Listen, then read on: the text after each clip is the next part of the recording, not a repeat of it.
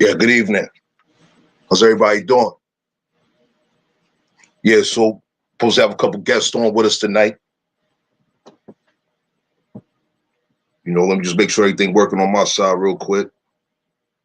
One moment. Appreciate y'all presence. Yeah, we good. All right. So yeah, you see we got the fair use up there. We're gonna be showing a lot of good information tonight. It's gonna be in abundance, you know. Yo, if you can, let me know if I'm clear. Because I can't really tell right now. Let me turn this thing up. Matter of fact. Yeah, let me know if I'm clear. Oh yeah, I'm clear. Cool. All right, so this is what we're gonna do first, right? I'm gonna run this video. It's an intro video, right? We got some old clips of Malcolm X, Malcolm Little, you know, um, saying some serious things, you know what I mean? Speaking some serious truth. Y'all see we got Chief Noya with us. How you doing, Chief Noya? Yeah, so first and foremost, before we begin, I want to extend appreciation to our American people. Yeah, Randall Bailey, appreciate your presence, right? Roman Wolf, I see you. But yeah, first and foremost, want to extend appreciation to our American peoples for your strength, your preservation, your perseverance, for surviving through all of the manufactured foreign devastation to our land, people, and resources, for your patience, diligence, the maintaining of your dignity, honor, and integrity. We have all experienced so much filth, ignorance, and madness throughout these past 520 years, 528 years since colonization began. My intentions has always been to provide our American peoples with the full disclosure the foreigners refuse to provide due to their intentional plot of exploiting and exterminating us, as they have done other peoples in the lands from which they originate. This video is to be considered as an introduction to a series. Well, that was the beginning of the day, but yeah, this is a continuation right here. And it's on these hidden colors that have been embedded amongst our American peoples, that have played primary roles in undermining the natural authority and duty, as well as the purpose and the legacy of our American peoples. This is why I appreciate us. You know what I'm saying? We still here. You know what I mean? So let's go to get into this video. All right. Also, let me extend appreciation to all the good peoples, man. We worked with some great people over the years. We got the Fauna Chiefs, Chief Two Hawks, Chief Terregua, Crook Rock. Man, we got so many good people, man. Y'all may be familiar with a lot of the good peoples. You know what I mean? They've been doing their thing on social media as well as in real life, real time situations, of course. Chief Noya, as you see right here. It's abundance of people, man. Like too many names for real. I've learned from so many people. I done shared with so many good people, and so we're just gonna keep the thing moving. You know what I mean? Let's get it.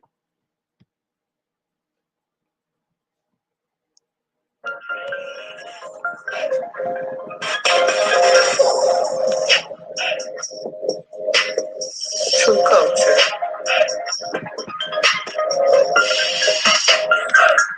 Oh wow.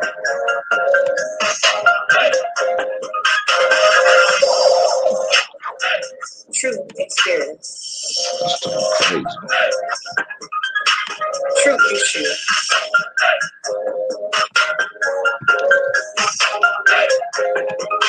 True news. True stories.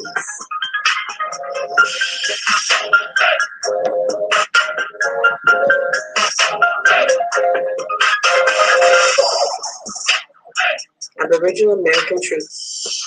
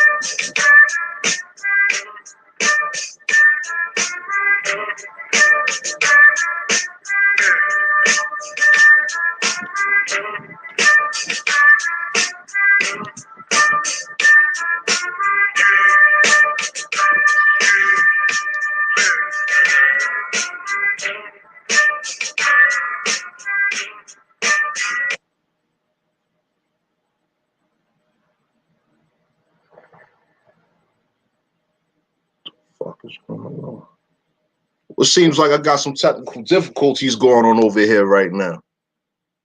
I ain't had no issues earlier. It's occurring right now, though. It's interesting. That's like crazy right there. Hold up, this is how we gonna do it. This ain't playing right now. Where we at? La, la, la, la, la.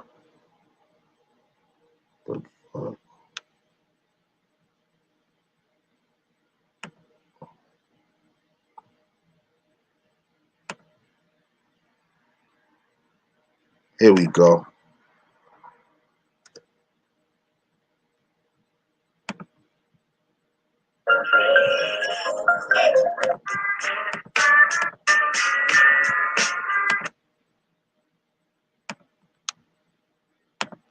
I had no issues all day preparing this, but now we got them. It's all good. You see here. Application window.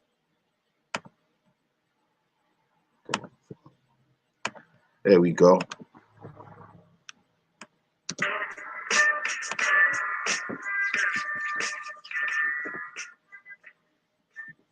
Aborigine, which means what? Black folks. You never find a white aborigine. Aborigines are called natives, or they're always dark-skinned people. You and I are aborigines, but you don't make them be called aborigines. Are you not, perhaps, afraid of what might happen to you as a result of making these revelations? Oh, yes. I probably am a dead man already. What do you mean? When you understand the makeup of the Muslim movement and the psychology of the Muslim movement, as long as if I myself, by having confidence in the leader of the Muslim movement, if someone came to me and I had no knowledge whatsoever of what had taken place, and they told me what I'm saying, I would kill them myself. The only thing that would prevent me from killing someone who made a statement like this, they would have to be able to let me know that it's true. Now, if anyone had come to me other than Mr. Muhammad's son, I never would have believed it, even enough to look into it. But I had been around him so closely, I had seen indications of the reality of it. But my religious sincerity made me block it out of my mind. Have you received threats on your life? Oh yes, I first received threats on my life in December. In December. No, not in December. In January, when it first became known that I had come back to New York and told the captain of the fruit in New York, who was my right-hand man formerly, and also the secretary of the New York Mosque and the minister in Boston. When it became known that I had told them, then an effort was made to shut me up. One brother encouraged to go out to my house and shut me up. And fortunately, it was a brother who was well capable of doing so, but it was a brother who was highly intelligent. He was academically equipped to think for himself. And what he was told to do didn't add up. And fortunately, he was the one who put out a feeler to me to find out what was wrong. And I opened his eyes. And then he opened the eyes of the same crew whose job it is to do this kind of work. Yo, so I'm going to pause it right there, right? Because this is what I mean by the hidden colors, right? So, as I began saying, and as you see, and as you hear, this is Malcolm X, birth name, Malcolm Little. And he's speaking in regards to what he was experiencing before he was killed, right? And what he's saying is the fact, you have these people, right, who he was in close contact with. He's putting in whatever work with, right?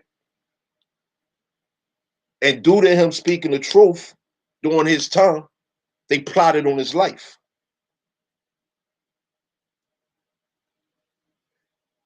This goes into this hidden colored situation here.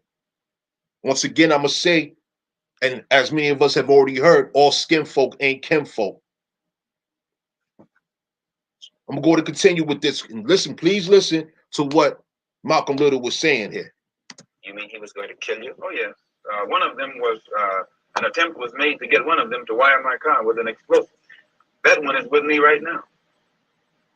Well, fortunately, while I was among the Muslims, I never lived beyond my means, and I have learned how to live within me. And I still have the clothes that was provided for me at that time. I'm in the house that was provided for me, although we're in a court battle, they're trying to get it back. And I have made this statement to them concerning the house that they could have it.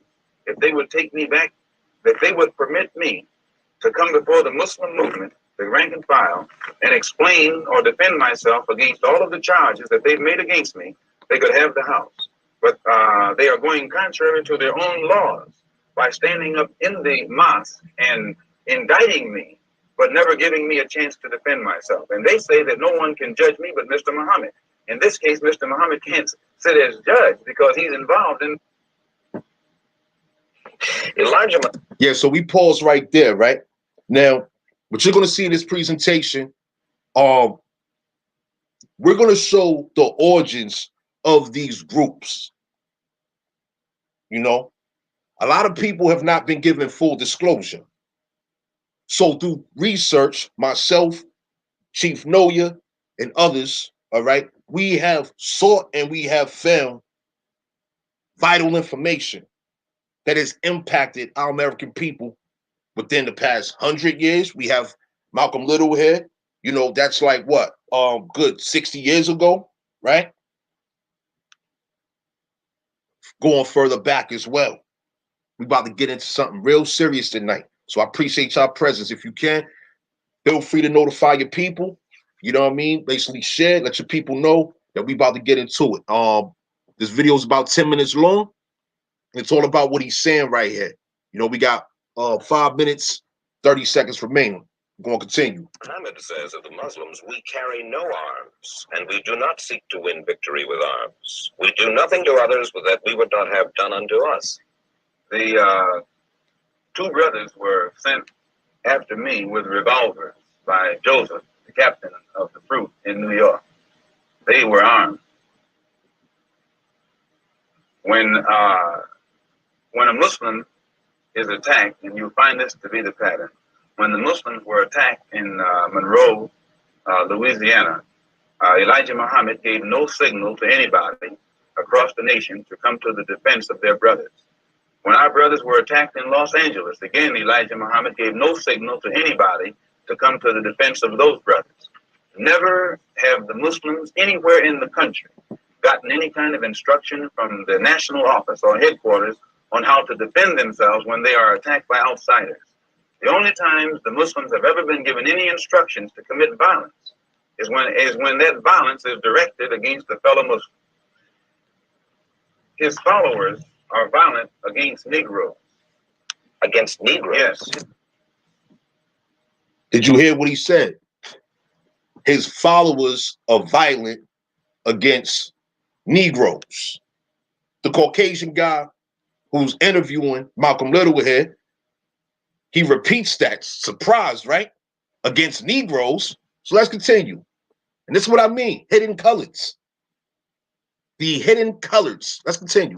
His followers will go out and attack another Negro, like they will attack me, or they will brutalize a fellow Muslim who breaks the law.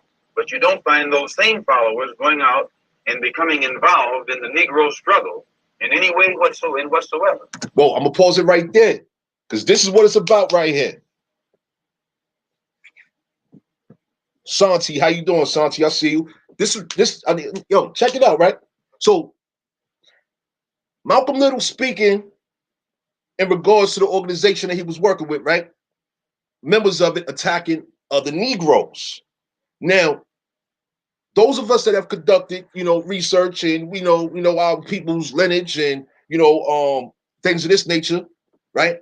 We know that the American Indian, who we are as Aboriginal Indigenous Americans, the foreigners classified us as Negroes, right? So what he's saying right here, and I'm gonna run that back because that's a key statement that he made right there. The members of these organizations do not get involved in the Negro, but let's say specifically, right? Because you're going to see in this presentation, they don't get involved in our American Indian struggle, all right? But yet and still, they have infused themselves, all right, so that they can create distractions and disruption in an effort to prevent us from doing what we got to do to preserve ourselves. Because that's what this is all about, the preserving of our peoples. It's all about the preserving of our people. Because as I showed y'all the other day, the presentation, the foreigners have documented how they want to annihilate us, exterminate us, make our American people extinct while they colonize our land, exploit our resources including our people. Our people are being exploited. Melly Mel, I see you. How you doing? Creek Running Water, I see you. I've been busy. But yeah, let me run that quote back though. I want to run back what Malcolm Little said right here. His followers will go out and attack another Negro like they will attack me, or they will brutalize a fellow Muslim who breaks the law. But you don't find those same followers going out and becoming involved in the Negro struggle in any way whatsoever. Now, the violence that he accuses me of is my tendency to want to participate in the struggle of the Negro at all levels. This is what he calls violence. Malcolm Little just said they viewed him as being wrong for wanting to participate in all levels of our American people's struggle. This is the beauty of time, right? This is the beauty of time. You know, some people say time isn't real. Whether time is real or not, I'll put it like this. It's been X amount of time since Malcolm Little said what he's saying right here before he transitioned, right? And we have the opportunity right now to review what he has said, right? We're able to review his work and the work of others, the results of the work, right? While we engage in the work in which we're doing right now, so that we can prepare ourselves, because that's what this is about. In order for us to effectively produce solutions, we have to know exactly what the problem is. We haven't been given full disclosure, so therefore, we don't know exactly what the problem is. We've been told to look in one direction while our land's been stolen, while we're looking in this other direction, right? Our identity's been stolen while we're looking in this other direction. We was told to look left when we're supposed to be looking straight. We was told to look right. They did it. They did it. Whoever did it, right? Meanwhile, we're supposed to be looking straight. And when we are aware that we are the Aboriginal, the autochthonous, indigenous peoples of the Americas, generally classified as Indians, right? We could see clearly who the enemy is. Generally speaking, foreigners. Of course, we had conflicts amongst ourselves. But one thing in which we know for sure, we know this for sure, we did not engage in the mass murder, the genocide of our nations, of our neighbors and our peoples. We did not do that. That is also documented in history. All we got to do is look. Look for ourselves. Do these things privately. We don't need to go to these public schools to be taught about public fools and things of this nature. Listening to these master deceivers, posing as teachers and things of this nature. This has caused tremendous harm to multiple generations of our youth that has become elders. They're pulling the plug on our elders right now. This year, corporate 2020, right? They pulled the plug on so many of our American people's elders. Non-resuscitation orders due to quote-unquote corona, COVID-19, whatever. Non-resuscitation orders, mandates. We wasn't given full disclosure. We wasn't informed about medical powers of attorney, various powers of attorney, various legal tools, instruments, etc. We're being told to go hire one of them hidden coloreds, right? Go hire a hidden colored, one of the agents, right, to assist us with our legal matters, rendering us as infants and minorities. They want us to be minorities when we are the majority here. We overrule anything on this land. But as long as we don't know that we have this duty, we have this authority, yo, guess what? They're able to claim it as they've done, as we've seen. I don't want to take too much time because we got to get into this presentation. Hold on, let's continue. To understand this, you have to go back to what young brother here referred to as the house Negro and the field Negro. Back during slavery, there was two kinds of slaves. There was the house Negro and the field Negro. The house Negro, they lived in the house with master. They dressed pretty good. They ate good because they ate his food, what he left. Let me pull up a picture of a house Negro for you real quick, right? Let's just pause right there for a hot minute. You know? You see it here. Let's get it popping. Let me see here. Where we at? We're gonna go right there, right there. What that presentation at? Here, go right here. Let's see what a house Negro look like, yeah. So you see this guy right here? You see how you holding that other guy's arm? That's a house Negro. Bottom line. Let's continue. It's the same dude with the same guy. House Negro. Other one. Looking real submissive, right? Looking real obedient, right? Jolly guys. You guys are jolly. They're happy. Wow. Wars was going on. Our ancestors was in conflict with these foreigners, right? We going through hell with these foreigners. And meanwhile, we got these house Negroes that was real happy, right? Let's get back to what Malcolm Little's saying. Where we at? Here we go. Here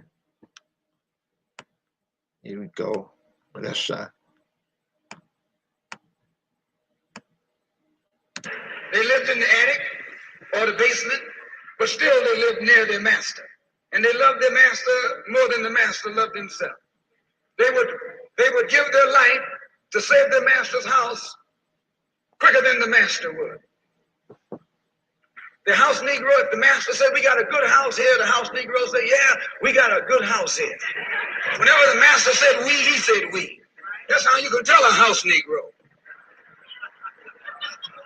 I mean, yo, check the dynamics of this, right? So here it is, quote unquote 2020, and Malcolm Little saying it's back in the 1960s, right? I wasn't there during the time. I didn't take notes on the period of these audios that I was able to locate, right? But I believe, if I recall correctly, and any elder can correct me if I'm wrong, but this was the 1960s, right? Now, hey, so I see you, appreciate you. So here it is. Malcolm Little is talking about these house Negroes, and he just said, if the master's sick, right? Then he said we sick. Look at this COVID-19 situation. Yo, we didn't get full disclosure about the joint for one, right? But two, we got all these random hidden colors. Like, I mean, they had colored people we never seen before pop up on TV. Then there was some other colored people. We don't know these people's backgrounds. We don't know their nations. We don't know their genealogy. We don't know nothing about these people other than they're on TV. They're entertainers. They're actors. They're rappers. They're whatever so-called celebrities they have been given. Pretty much, they are contractors. Bottom line, they're contractors, right? So hold on. They got these random contractors, some colored folk, some Negroes talking about taking a vaccine. But they're not talking about what is it, the CDC saying that, yeah, any death during this period, right, is supposed to be associated to a COVID-19 death, right? Not saying nothing about that. They're just talking about, yeah, wear your mask, do this, do that. Because if master's sick, we sick, right? Nah, I ain't got no master. Let's run that back, though. The house Negro, if the master said we got a good house here, the house Negro say, yeah, we got a good house here. Whenever the master said we, he said we. That's how you can tell a house Negro. And notice that a lot of these Negroes, these hidden colors, they always want to make blanket statements, man. They disregard, they completely disregard the background, the true ethnicity, the ancestry, the legacy of our people. They're just making a whole blanket, just throwing a dusty blanket over all of us, saying it black, black, black, black, black, black, black, right? And we're supposed to listen to them, right? But this is what they're really about, though. If the master's house caught on fire, the house Negro would fight harder to put the blaze out than the master would. If the master got sick, the house Negro would say, what's the matter, boss? We sick. We sick. All right, I'm gonna continue. I mean, I'm sure everybody gets the point, right? We've all seen what happened this year. We've seen what happened in past years. But now we're dealing with this corporate 2021 coming right now, right? It's gonna be here real soon. What are we really gonna see here? Because we have a duty to manifest what we want to see, not what they have scripted to be seen. Straight like that.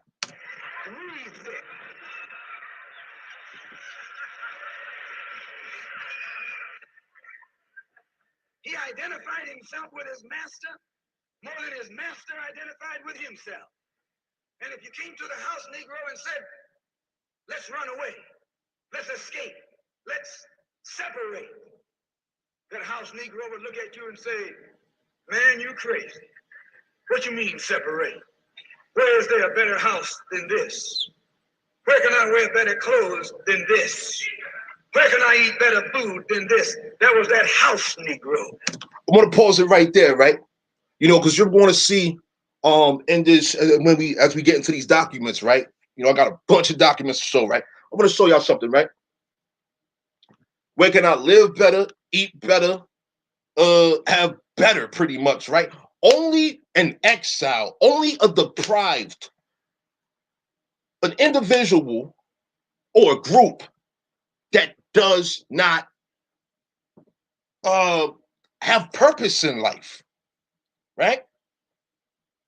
You have to be all types of deprived and degenerative, right? Regressive in nature to actually believe these type of things here that Malcolm Little is describing. And he's describing this over 60 years, about 60 plus years ago, right? So if it was relevant then, and we know it's relevant today, when is this no longer going to be relevant?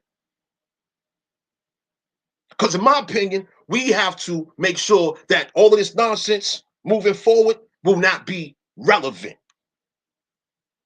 distracting, and disruptive to our natural duties and our natural authority. Because that's what's been going on. Let's continue, though. In those days, he was called a house nigger. And that's what we call him today, because we still got some house niggers running around here.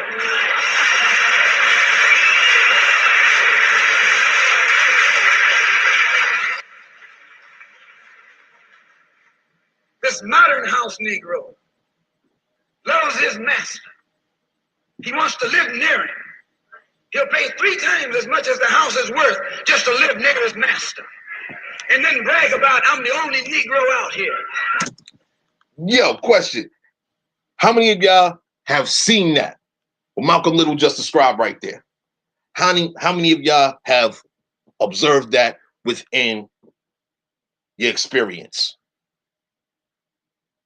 People so proud, Negroes so proud, so uppity, so careless in regards to what's taking place amongst our people, all the suffering, the misery, the despair, due to the corruption that the foreigners have bred and brought here amongst us.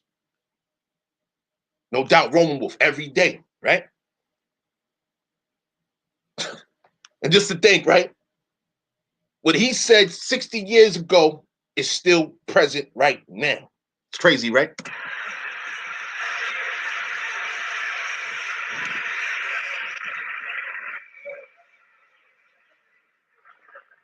I'm the only one on my job. I'm the only one in this school. You nothing but a house Negro. And if someone come to you right now and say, let's separate, you say the same thing that the house Negro said on the plantation. What you mean separate? What do you mean separate? Now we're about to get into it, right? Because this is a situation here. As I've been saying repeatedly, right? We haven't been given full disclosure. So it's our duty to provide it for ourselves. And the situation is this, right? So I showed y'all in the last presentation, these quote unquote black people, right?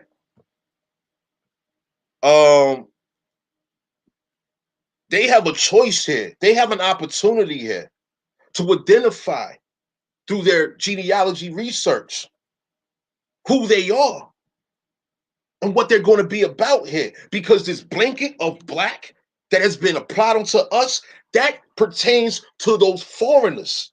Black is not indigenous to this land unless you're talking about a color.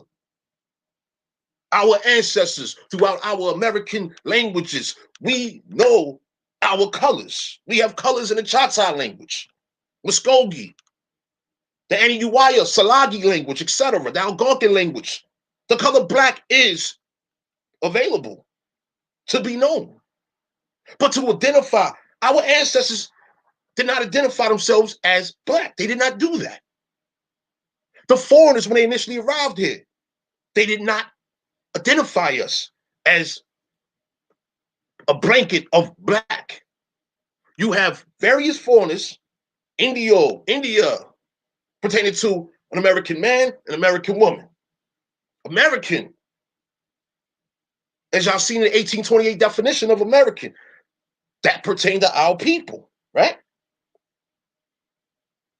Certainly, the foreigners, they had confusion going on in their head because they got so much of a background dealing with the Moors, those Africans, etc. They have an extensive background dealing with them. So they like, they look like them Moors. They look like those Negroes. So hence they said Negro de terra to distinguish us from the Negro de Guinea, because Guinea pertains to quote unquote Africa, right? And once again, we didn't get full disclosure about this. Our daughters and sons from multiple generations attending these foreign education systems and what have you, right? Well, he didn't tell us. They didn't tell us about this, right? And real talk, we can't expect them to. That's asking for too much. I'm not with dependency, right? So yeah, we done with that video. Open the Google Drive right there. Let's get out of there. Let's see here. Yeah, we done with that video also. Yeah, so I'm just going to jump to where we concluded the other day, right? Going to jump to it, page 99 of this, right? Says blatantly here, England had failed to do so in her colonies and had not integrated the native populations into the commercial and political infrastructure. But where are we today, though? We've been integrated, right? Into the commercial and political infrastructure, but under foreign reclassification, languages and all of this. Back in time, right, what was going on? You had those people from Hindustan, Bharat. That's where they're from. They was called Hindus and all types of other names. They wasn't known as Indians, but our people were. Still on to this day.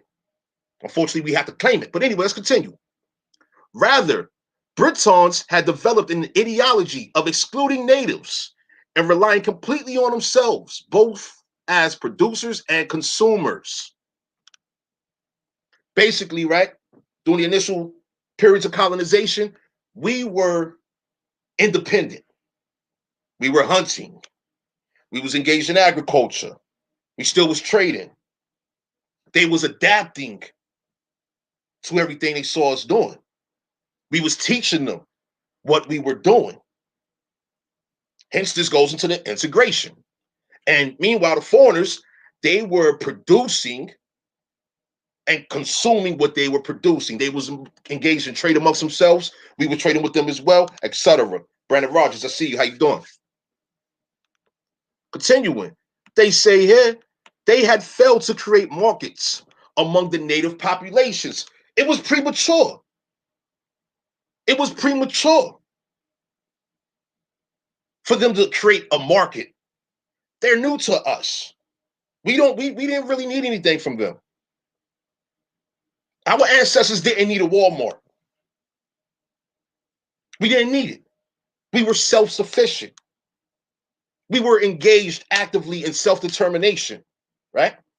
And we're going to keep that self-determination word close by. We're going to keep that statement close by. We're going to show something down throughout this presentation. But anyway, let's continue. Although the natives offered an ocean of commerce, we see what it is in these recent years since assimilation and integration. We see what has happened.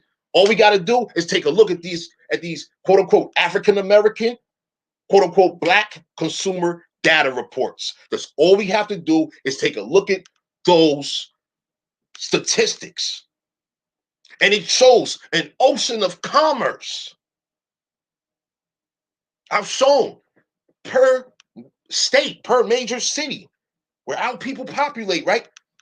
We're outscoring all the foreigners by billions of dollars every year.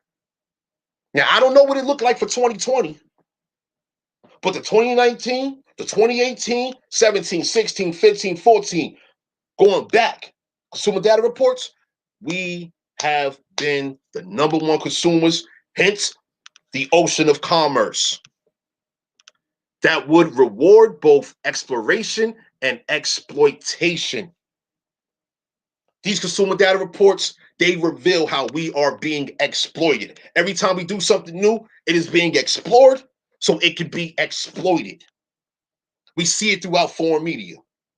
We see it.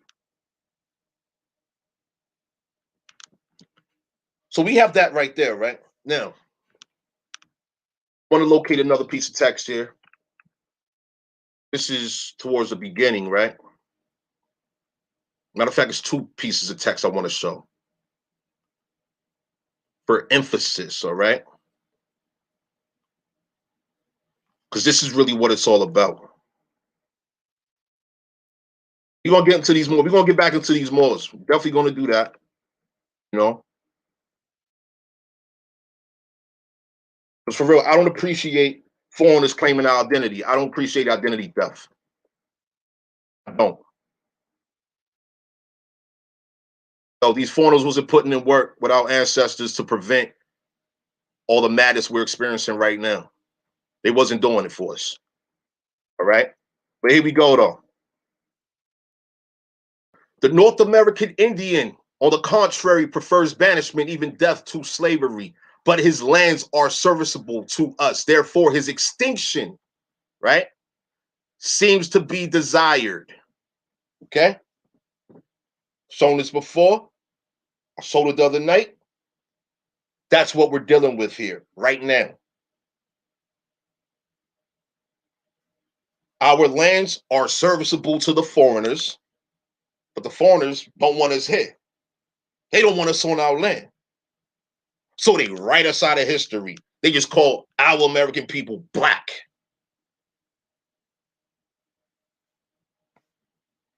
Call them black. You get blacked out of history. The Moors didn't assist with preventing that from happening. They didn't do that. No foreigner prevented our people from being reclassified. No foreigner prevented our people from being colonized. None of them. Prove me wrong. Not even me. Prove these authors, such as President James Buchanan, whose text I'm reading from right now. Prove this author from 1824 wrong. Prove him wrong. Let's continue though.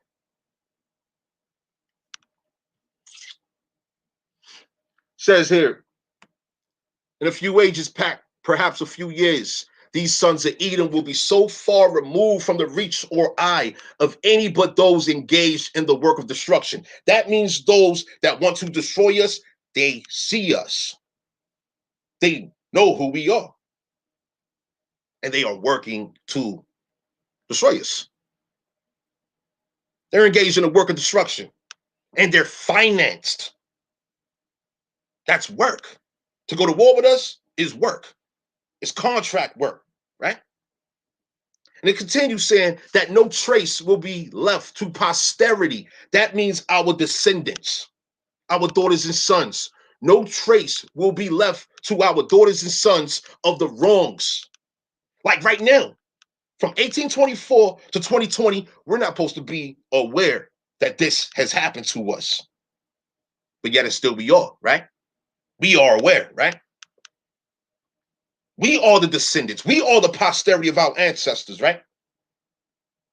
But what about our posterity that they want to vaccinate? They want to corrupt our genetics.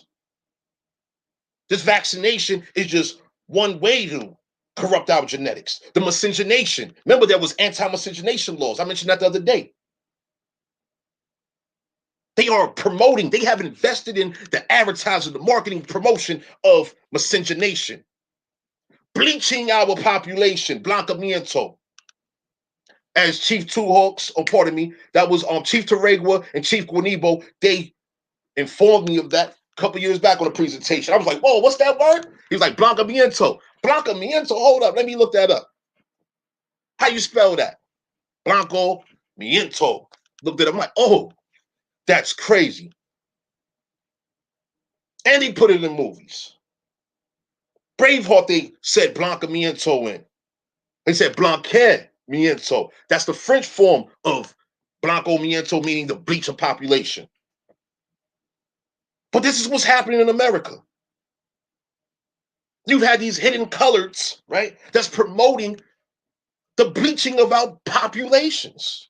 They're contracted to encourage, to hypnotize our people and to believe in everybody mixed. Whoa, hold on. That's disrespectful to our people, man. Everybody did not mix. That's a really, really serious claim to say that everybody mixed. Let's continue. That no trace will be left to posterity, to our daughters and sons, of the wrongs which have been perpetrated against the aborigines of the great American continent. That's us, and this is our continent. We are the Americans. And this is our continent. And this continent has to be secured. There's a website called hoodsite.com, right? On this website, you can see what's going on across the world, right? Straight horror stories throughout the whole website. All it shows is horror stories, right? And what you'll see on there is down in Venezuela, El Salvador, Guatemala, Brazil, damn near everywhere in the Americas, including right here in North America, they're showing extreme violence. I'm talking about straight mutilation, straight torture, straight murders. They show it on his website. I would encourage y'all to go check it out. I might do a live on it one day, right? But I would encourage y'all to check out hoodsite.com and just find a video and read the comments. If you want to know the mind of the foreigner, read the comments. Reading is fundamental, right? So we got that part right there, right? And so, it appears that, a lot of people, due to the foreign scheme that we're about to get into in a hot minute, right? That so many of our American people have been hypnotized. They're under heavy hypnosis. They believe that they are Christians and Moors, right? Check it out, right? The foreigners have converted our people into Christians, Moors, Jews, and Gentiles. Oh, let me type that in for you. RP, I see you. There I go right there. Blanqueamiento. You also have it spelled blanco, like Spanish for white, blanco. Blanco miento. If you just simply were to do a Google Translate on it, right, you will see exactly what it translates to. Over the years, I've seen that it's become pretty difficult to locate text on it, but I do have it in some old books. I'm gonna have to locate those old books. I got a massive like directory of old texts. But anyway, well, the Christians, Moors, and Jews, Gentiles, right? This is a letter King Ferdinand wrote to the Taino Arawak Indians, right? He's writing to American Indians, Aboriginals, indigenous people that don't know nothing about Christians, Moors, Jews, and Gentiles. Because if they did, right, they wouldn't be saying here, rule all people. They're telling our ancestors, basically, that we rule all these other people and we're coming to rule you too. Why would you write a letter to Indians if you believe that they're Moors, right? And then at the same time, we're talking about 1493, Moors in many places have already been converted into Christianity, though we're called Moriscos, right? Let's continue though. Now we're going to get into something kind of funky right here because, you know, we got people that actually claim that Moors are indigenous to America. Hidden coloreds are claiming to be indigenous, aboriginal, autochthonous to the Americas. So this is a book I showed the other day, Blacks of the Land. I would encourage you to pick up this book. This is page 136 of this book. It says right here, the Jesuits also use religious rhetoric in attempting to guarantee their exclusive access to the Indians of the interior, lamenting that the Sertão that they call Patos, when you look up Sertão and Patos, you see that's Brazil, is open to every Moor, Jew, black and white, tall and short, who wishes to go there to attack and conquer and capture the Indians to later sell them where and to whom they please. It's in black and white, old text, many books. I sought and I found. I suspected before I sought and I found. And I share. Because we need full disclosure. How did we get here? What happened? Well, this is what happened. Continuing with the same text right here, because we're about to get into it. This is just a really long introduction, if you will, right? This is just a really long introduction. Pardon that, right? But I gotta set the preface for what's coming. So check it. It says right here. The Vatican, however, was more decisive, right? Pressuring the settlers, that's the colonists, with the publication of the papal brief of December 3rd, 1639, which essentially upheld the bull of 1537 that had proclaimed the liberty of the Indians of the Americas.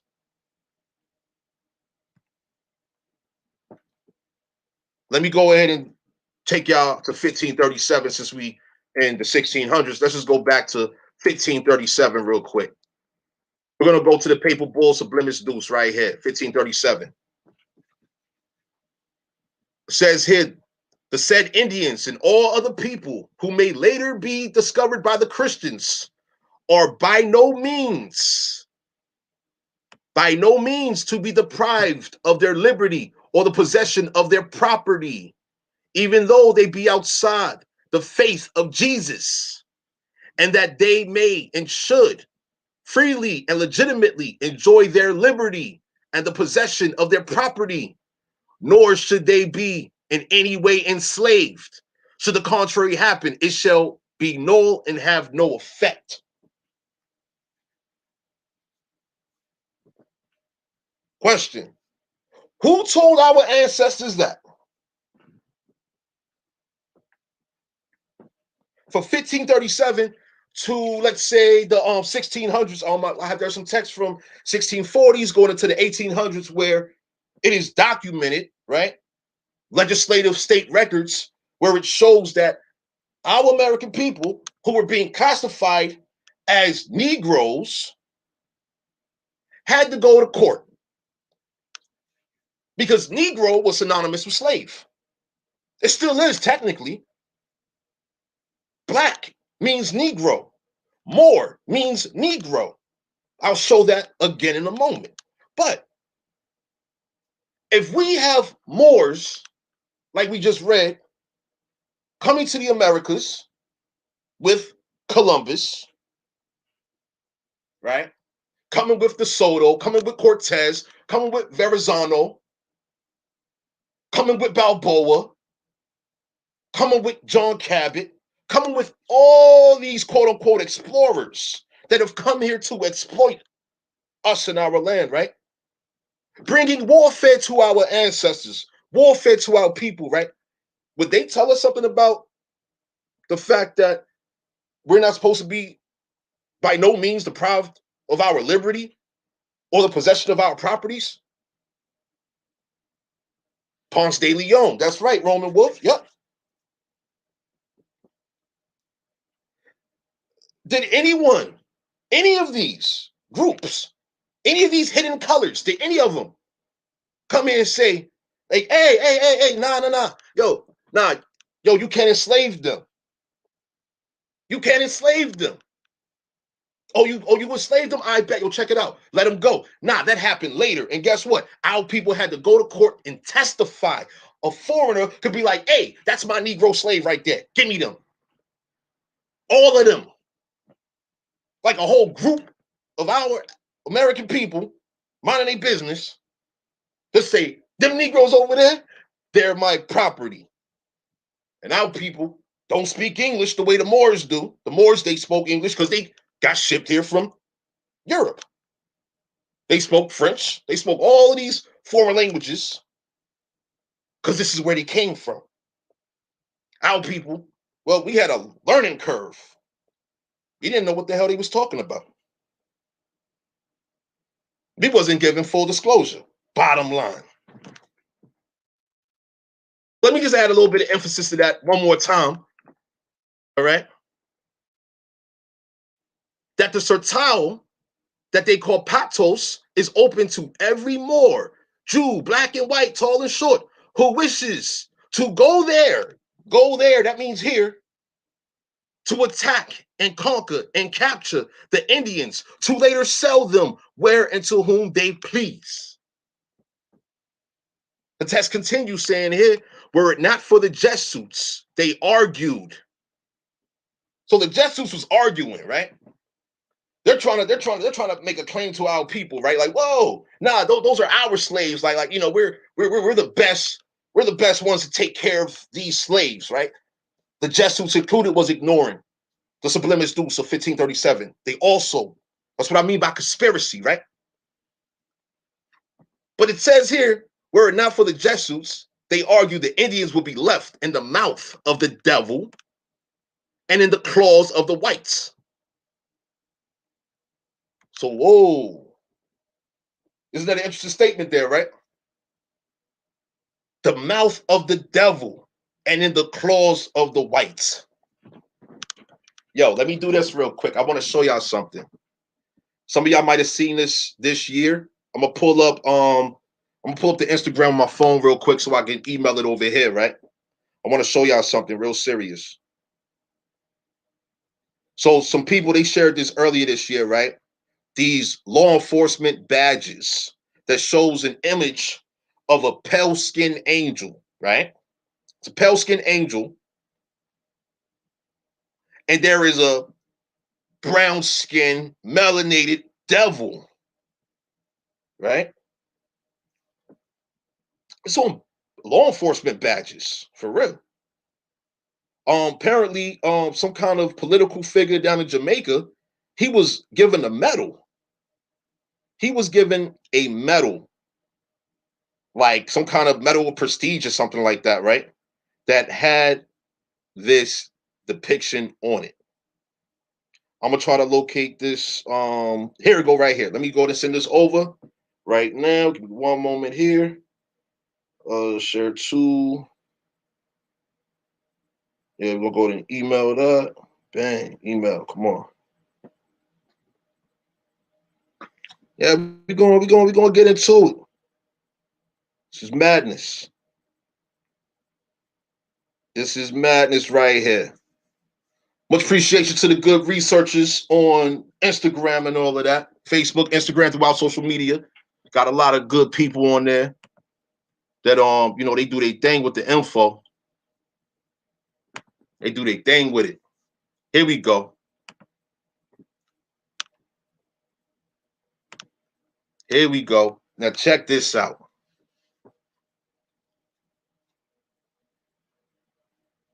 I need y'all to see this. Now look. It says Jamaicans now go out. No, hold on. Jamaicans now finding out that the governor general wears a badge that depicts a white angel stomping / triumphing over evil, which is depicted as a black man. That's what this is a meme somebody made, right? So we're going to zoom in on it. We're going to zoom in on this.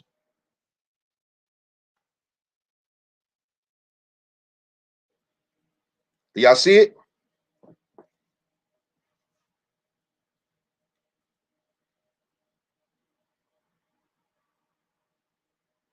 They actually took the time.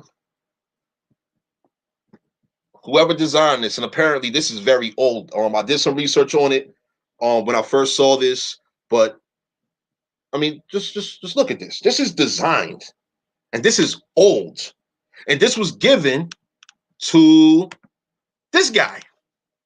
You see it right? I believe you see. Is that it right there? Yep, it's right there. He's wearing it, and he's the governor general. So hold on, let's go back to this text real quick. In the mouth of the devil and in the claws of the white. So hold on. I mean, I don't see any claws on the whites, but they're speaking figuratively, what they call metaphorically and all of that, right? In this text. The claws generally speaking in the hands, but claws is something in which an animal has, right? But now the devil signifies the Moors who are the Caucasian, the pale skins arch enemy, the arch nemesis, right? And I'll say certain breeds of the pale skins, certain breeds of them, they view the Moors as the devils. That's why in old text you'll see text like the black devils. Matter of fact, I can show you right here. Yeah, matter of fact, let's do that.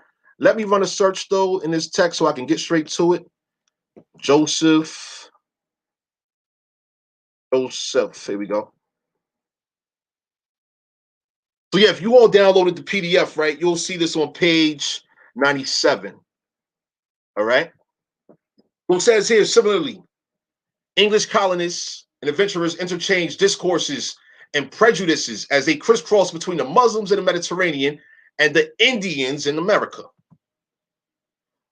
drawing on their eschatological and military fears of the Turks and Moors, and on the writings of anti-Muslim and anti-Indian Spaniards. So basically the foreigners, particularly the Spanish, They was against our American people. We just read the Jesuits. They're like, whoa, like, yo, yeah, you all can do what you will with the Indians.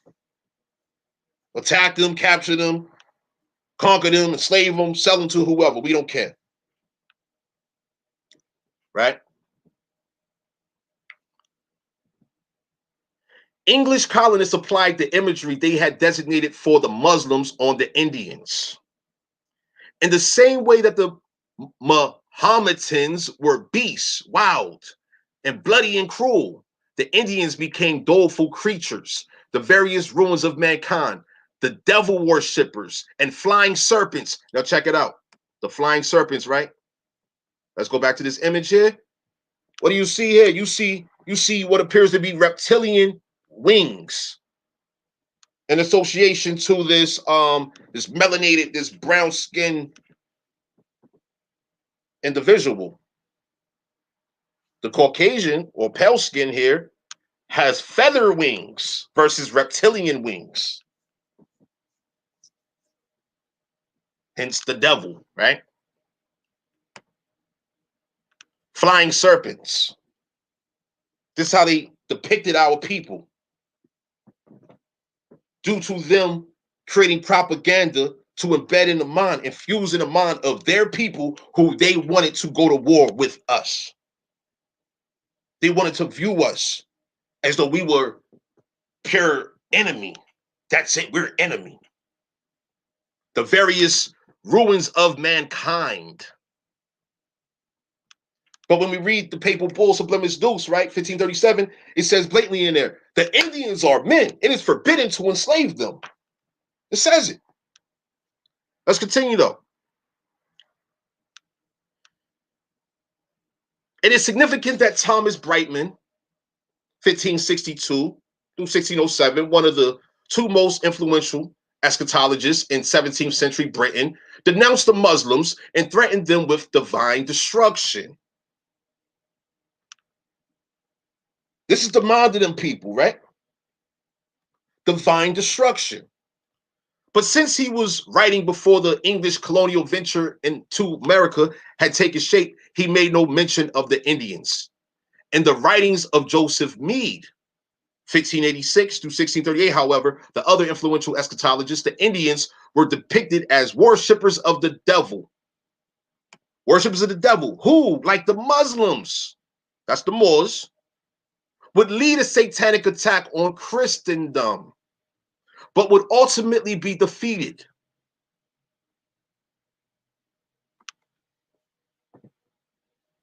Full disclosure. Full disclosure. They didn't give it to us. We had to find it for ourselves so we can know what's going on out here, right? Beginning in the 1630s, when Mead's writings were published, therefore, the Indians were joined to the Muslims as enemies of Christ and categorized as infidels and heathens, exactly as the Muslims had been categorized for centuries. I would encourage you all to get this book also. I'm reading from page 130 of Holy Land, Holy War. Let me go to tell you the name of the book too. I have it over here. Give me one moment. Oh man, that's crazy. Hold up. Design. I believe the name of the text is Turks and Moors in the Age of Discovery. I believe that's what it's called. Let me confirm.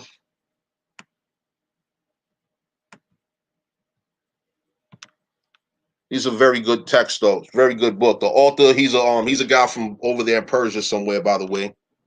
You know, came across his text some years ago. Yep, that's what it's called. Turks, Moors, and Englishmen in the Age of Discovery. Very serious text there. We have another text. It's titled Turks, Moors, and Moriscos in Early America. I'll share that one another day. That text is very interesting. But also, how about this, right? Let me share this one. I want to show y'all something. Let me find this text. I'll show y'all something very interesting here. Where we at? Because, you know, it's just very unfortunate that, you know, we got these people claiming to be our people while not telling us that we are distinct from them, right? They don't want to tell us that we're not them. They don't want to tell us that we're not the same, right? I'm going to show this text right here in a hot minute. I shared this the other night, but I'm bringing this to a point, though. And it's going to be a serious point that we're going to get into here. Very serious here. One moment. I'm almost there.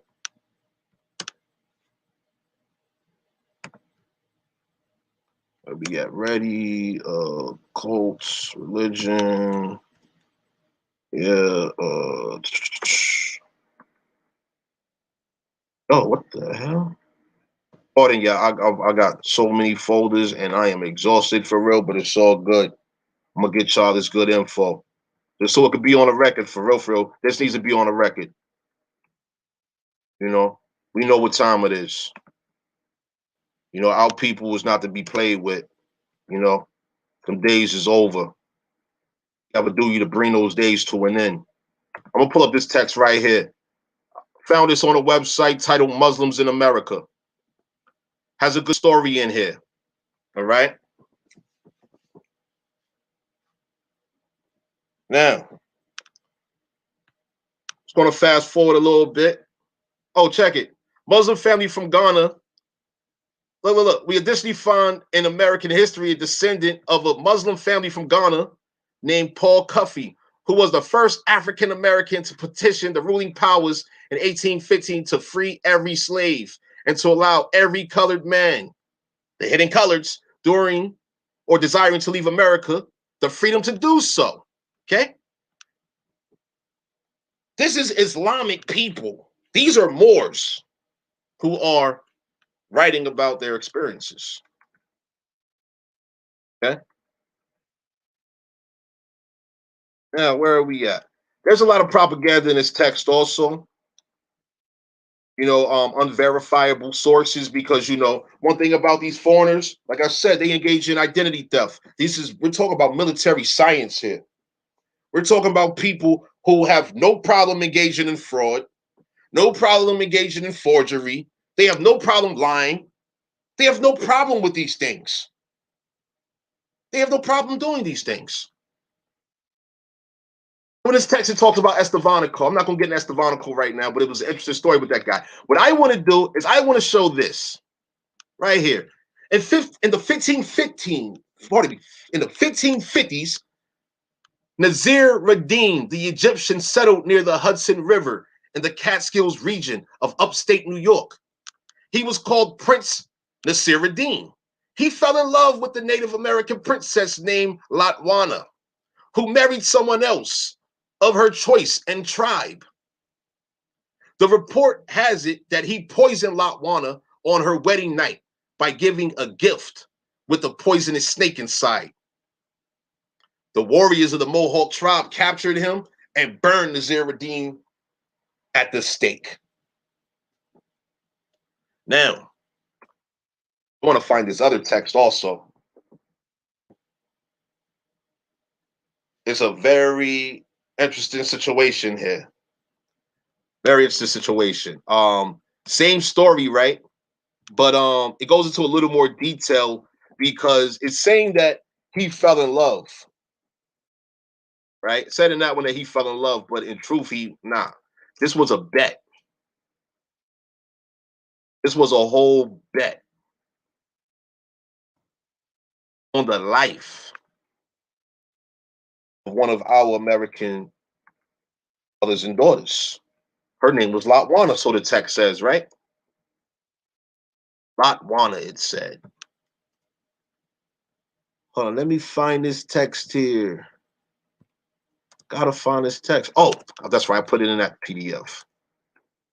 I'll be making so many PDFs, you know, so I can keep everything real clean and smooth, right? Here goes right here. Now, this is from something called Moorish Orthodox Information Kiosk, a small library for the greater Moorish community.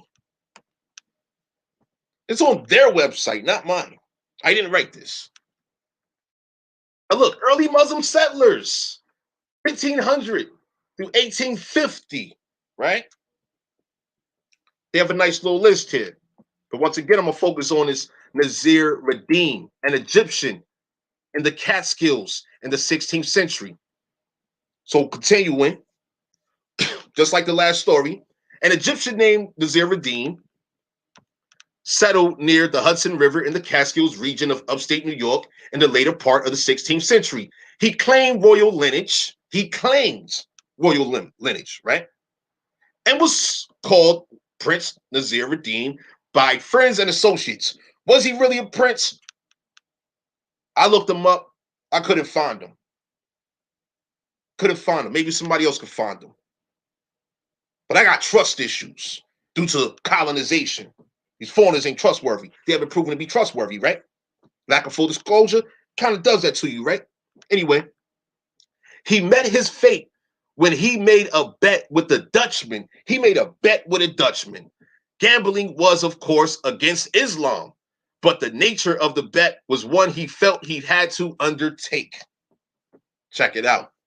The Dutchman wagered him 1,000 pieces of crown gold that he couldn't win the heart of a beautiful Native American princess named Latwana. Nazir Radim succeeded in befriending not Latwana's father, the Mohawk chief, Sir Duncan. Sir Duncan, right? However, he failed to make headway with the princess. Subsequently, she became engaged to a brave of her tribe of her own choice. Nazir Radim was smitten with love for the princess. So hold on, let me get this right real quick. You made a bet with a Dutchman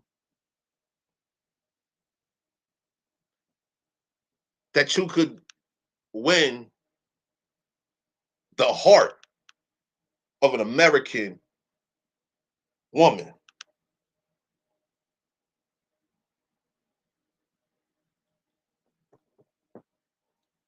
He made a bet with a Dutchman that he can win the heart of an American woman who was a princess of the Mohawk. She's the daughter of a chief. And don't say that the Mohawk is a Moor. So Moors, calm down out there. Calm down. Do some research. Reading is fundamental, as well as comprehension skills. Listen. Nazir Radim, due to a bet, was smitten with love. Due to a bet, he was smitten with love. How does that sound? Smitten with love for the princess and vowed revenge. He poisoned Latwana on her wedding night by giving her a gift. Giving her a gift with a poisonous snake hidden inside. After the princess was bitten, the warriors of the Mohawk tribe captured Nazir Radim and burned him at the stake. I'm done with that. Full disclosure, right? They're not going to give it to us. Just like this. Just like early today, right? A couple hours ago, matter of fact, some guy appearing to be a Moor, he commented on one of our posts, right? Where I blatantly said Africans, blacks, Moors, Negroes are not indigenous to America. They're not Aboriginal. I said that blatantly, clearly. I've been saying this for years. Now check it. You know, these Moors always want to talk about this treaty of peace and friendship with the United States and Morocco, etc., right? That's fine. That's fine that you have that treaty. But how about this?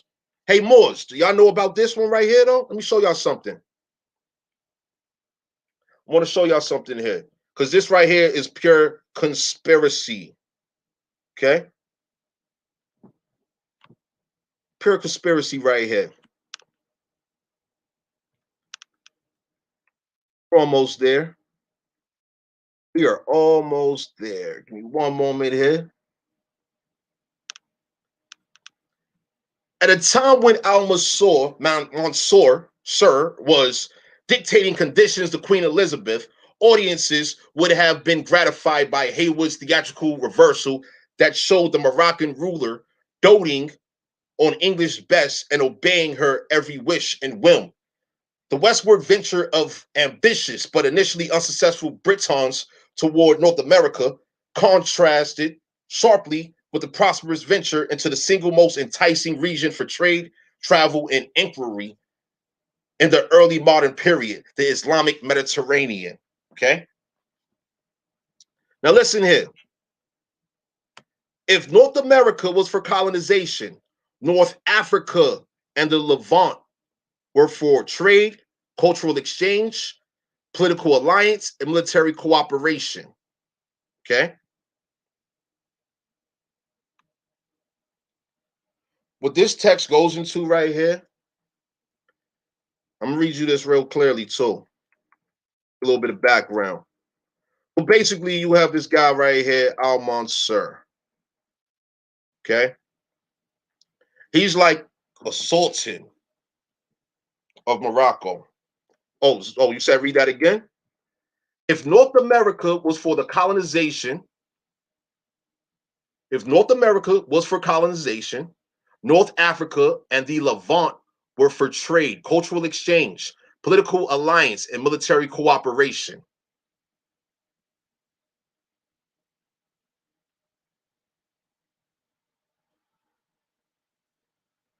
You understand? They wanted to colonize here and trade over there. Just like how we read earlier about how attack, capture, conquer, sell the Indians. Well, this is what they do. This is what they were doing amongst themselves long before they came in contact with our American people. Long before they came in contact with us. So when we're seeing here the colonization of America for exploration and exploitation, right? Well, that's what they're going to do. They're going to trade and engage in cultural exchange, political alliance, and military cooperation. That's what we see going on today.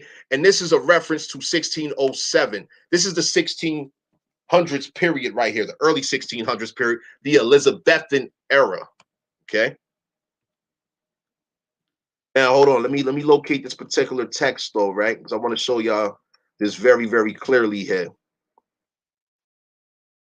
Here it is. Al-Mansur. Let me just read you all of this. Let me read it all to you again, right? I did it the other night, but I'm going to do it again.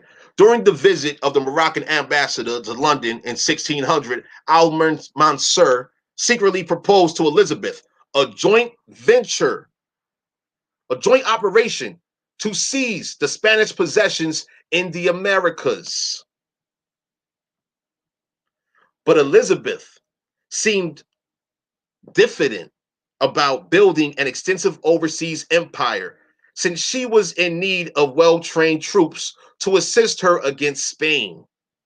She tried, quite underhandedly, to still his elite force of Morisco warriors. That means Moors that were converted into Christianity. That's a Morisco. By enticing them to come to England and serve on her fleet.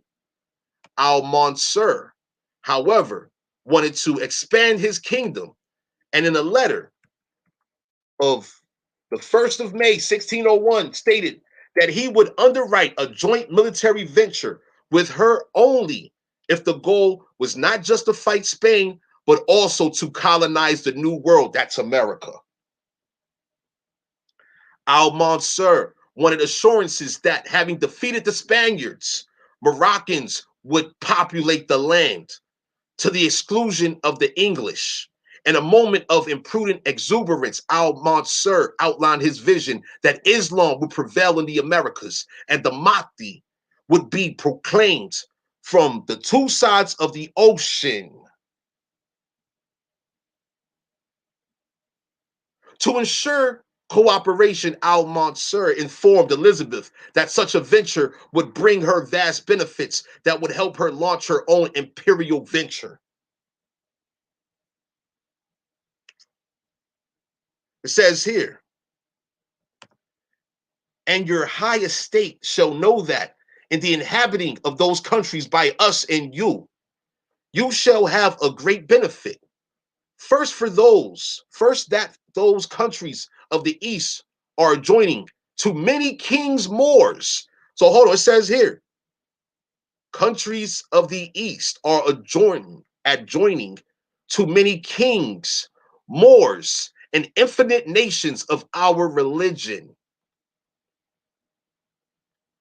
And further, if your power and command shall be seen there with our army, all the Moors will join and confederate themselves by the help of God with us and you.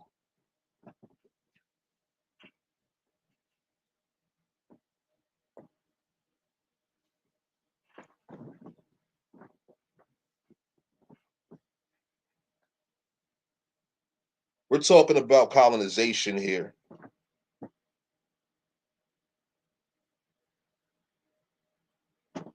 We are talking about colonization.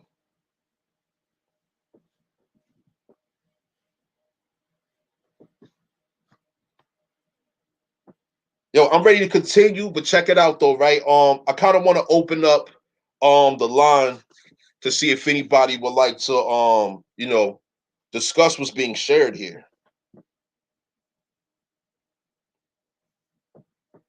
Hey, no, you want to jump on?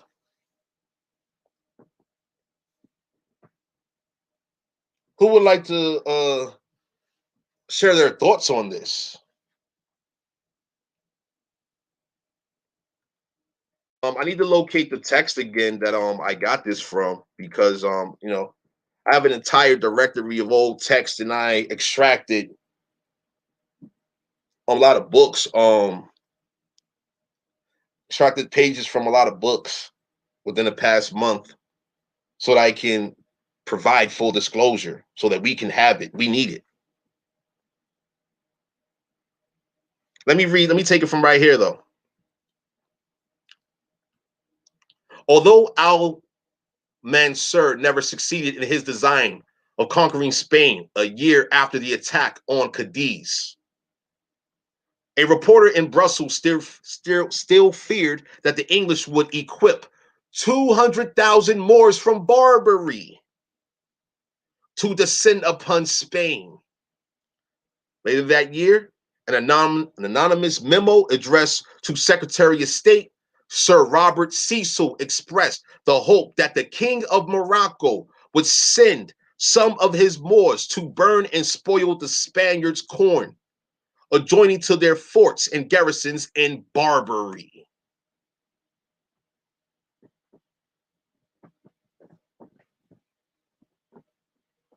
Yo, this has nothing to do with us here in America. Besides the fact that these foreigners have conspired once again to colonize, annihilate, exterminate, and to make our people extinct. This is in black and white. So when we have let's just say within the past 100 years, let's say 1920 to 2020, right? We've had all these hidden colors, right?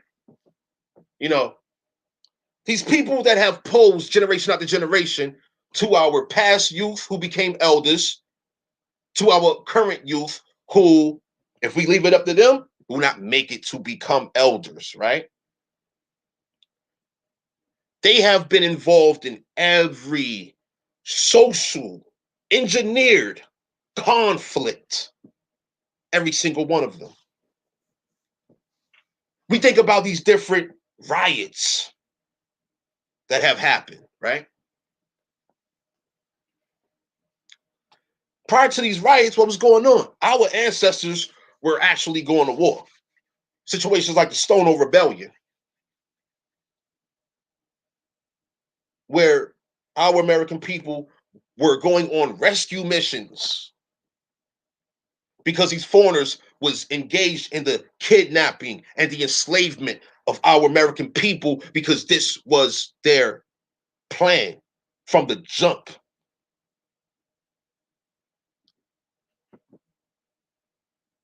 They saw an opportunity to explore and conquer. What they say? Veni, Vedi, Vecchi or some shit like that? Veni, Vedi, Vecchi? I came, I saw, I conquered. The Italian said that, right? But we're talking about an entire multinational conspiracy here, including, as we see here, the king of Morocco would send some of his Moors to burn and spoil the Spaniards. They wanted the Spanish colonies here in America.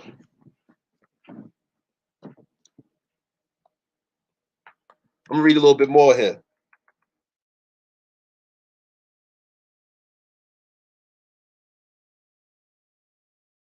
Thomas Haywood confirmed how Florentine and other Italian merchants recognized the credit and turned to English best, as in reality turned to Elizabeth for help with the Moroccan ruler.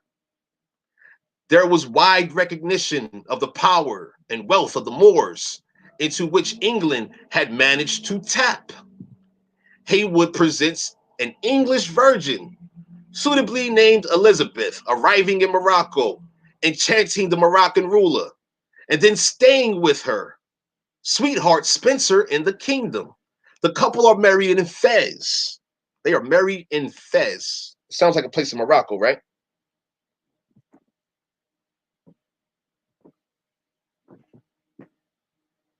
The couple are married in Fez by an English cleric whom Bess had saved from death for his audacity in traveling to Morocco to preach Christianity. They was going to kill him for going to Morocco, preaching Christianity. Those are some dangerous times for Christians, huh? I showed that in my book too, right? Real dangerous times. Dangerous times for those Moroccans, those Moors in certain regions of Europe.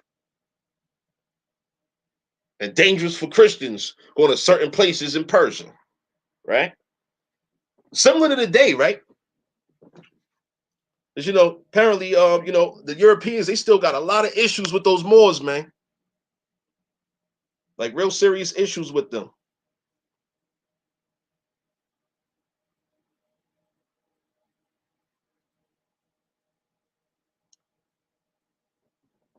Yeah, so there's a situation here, right? In regards to full disclosure, who's going to tell us this?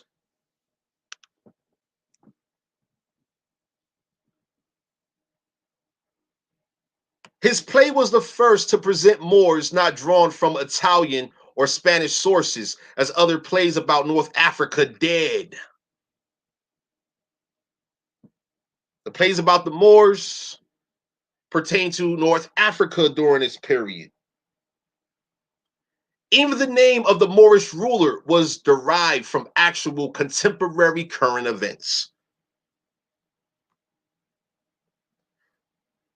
Haywood clearly understood.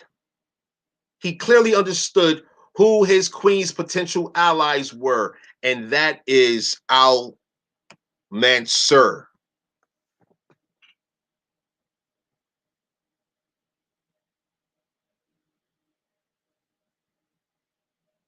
This is the situation here.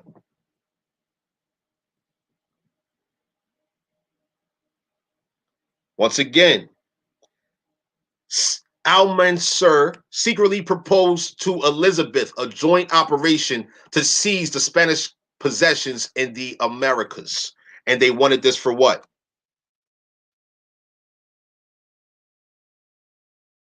They wanted this for colonization, saying here that Moroccans would populate the land.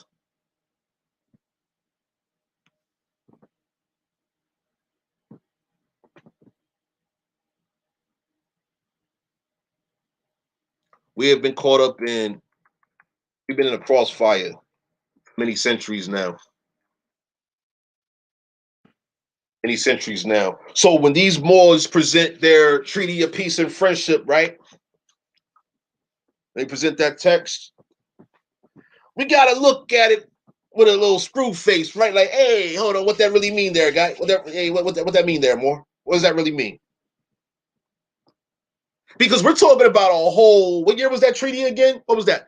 87, I think it was. Something like that. We're talking about a whole nearly 200-year time difference from the setting of this particular conspiracy between a former Queen Elizabeth in 1601 and this Moroccan king, Al Mansur.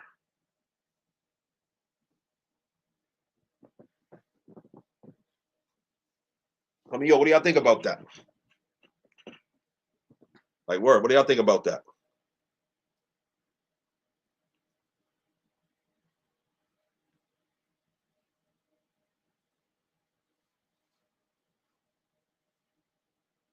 That's right. That's right, Noya. That did not work. Now the scheme is we are all the same people. We're all humans. Whoa, but human means monster. Messy Jesse, TD Snakes, Farrakhan, Al Sharpton, and countless hidden colors have helped in the oppression and demise of the American Indians. That is correct.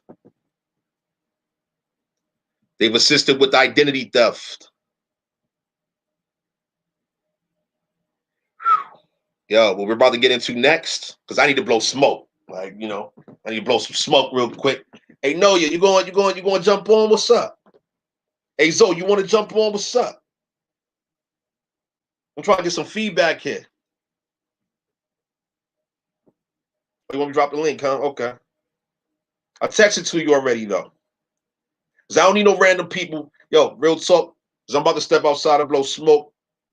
Yo, somebody jump on a line talking some madness. You know what I mean? I really ain't going to be happy about that. Not in the mood for no dumb shit. You feel me? The link's right there. I just put it in there. Is y'all able to click on it? Oh, my bad. I'm not an admin on here. Yo, this is what I'm going to do. I'm going to shoot it in the text. No, you already texted to you.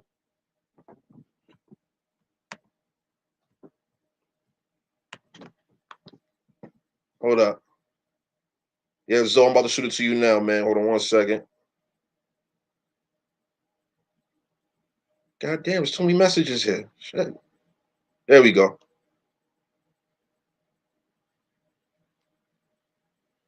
Yeah, I just shot the text right now. You know? Let's have a discussion. Hold on, yeah. Yo.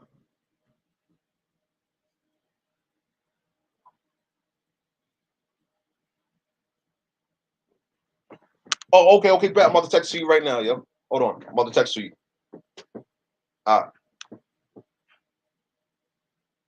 Nah, because I'm not admin. I'm not admin on this because I'm watching on YouTube right now while I'm doing it. Yeah, hold on. I'm about to text it to you. My apologies, yeah. But yeah, this is a situation though. This is what we're dealing with here.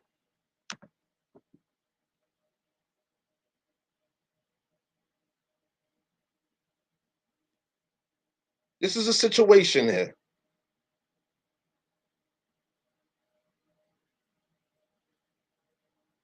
I mean, in reading this text, you know, providing ourselves with full disclosure, right? I'm just saying, right? Like, I would like to know the thoughts of my American Indian peoples about all of this. Because, you know, I was a little like, what the? I was like, yo, seriously? I was like, what? This was really, really going on here?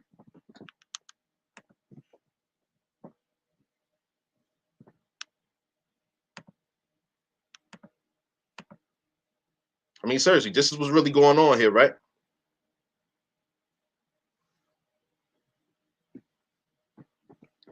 Yo, we have some serious situations on the table right now. The stakes is real high. Like I was saying initially, when this presentation began, hey, Zoe, I see you. Oh, Zoe, okay, bet you. Yeah, you can unmute yourself whenever you're ready. But yeah, you know, as I was saying initially in the presentation, right? It's very interesting how this year with this vaccine that they've been preparing for quite some time, right? They've advertised to all the Negroes of the Americas, right? All these black people that you're the most contagious, you're the most susceptible to die from COVID-19. Hey, yo, I'm saying, right? Our people are real healthy, man. We are on our land. We have strong immune systems. As long as we eat right, all we need to do is restore our relationship with our nature. That's what we need. Hey, Zoe, you here? I see you. Hold on.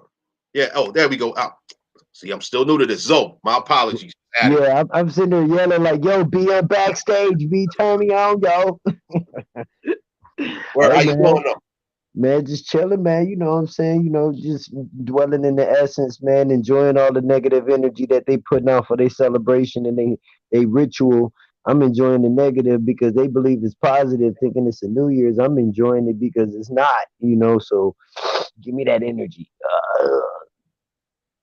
Yo, it's madness right now. So hold on, we got Teregua here. Hold up. Yo, Chief Teregua, how you doing?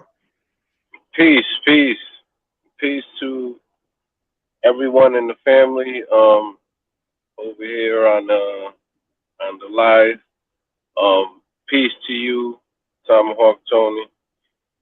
Peace to everyone listening all over the country, all over the world, right now on quote New Year's Eve of this Gregorian calendar, 2020.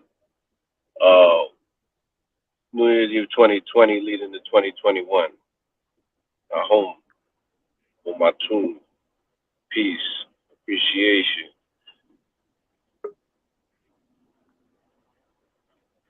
Yeah, man.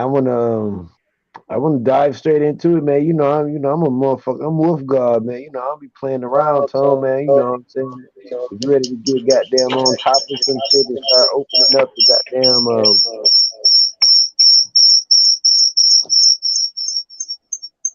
Yeah, my apologies. Yo, I'm trying to get my other thing on so I can step on the balcony real quick.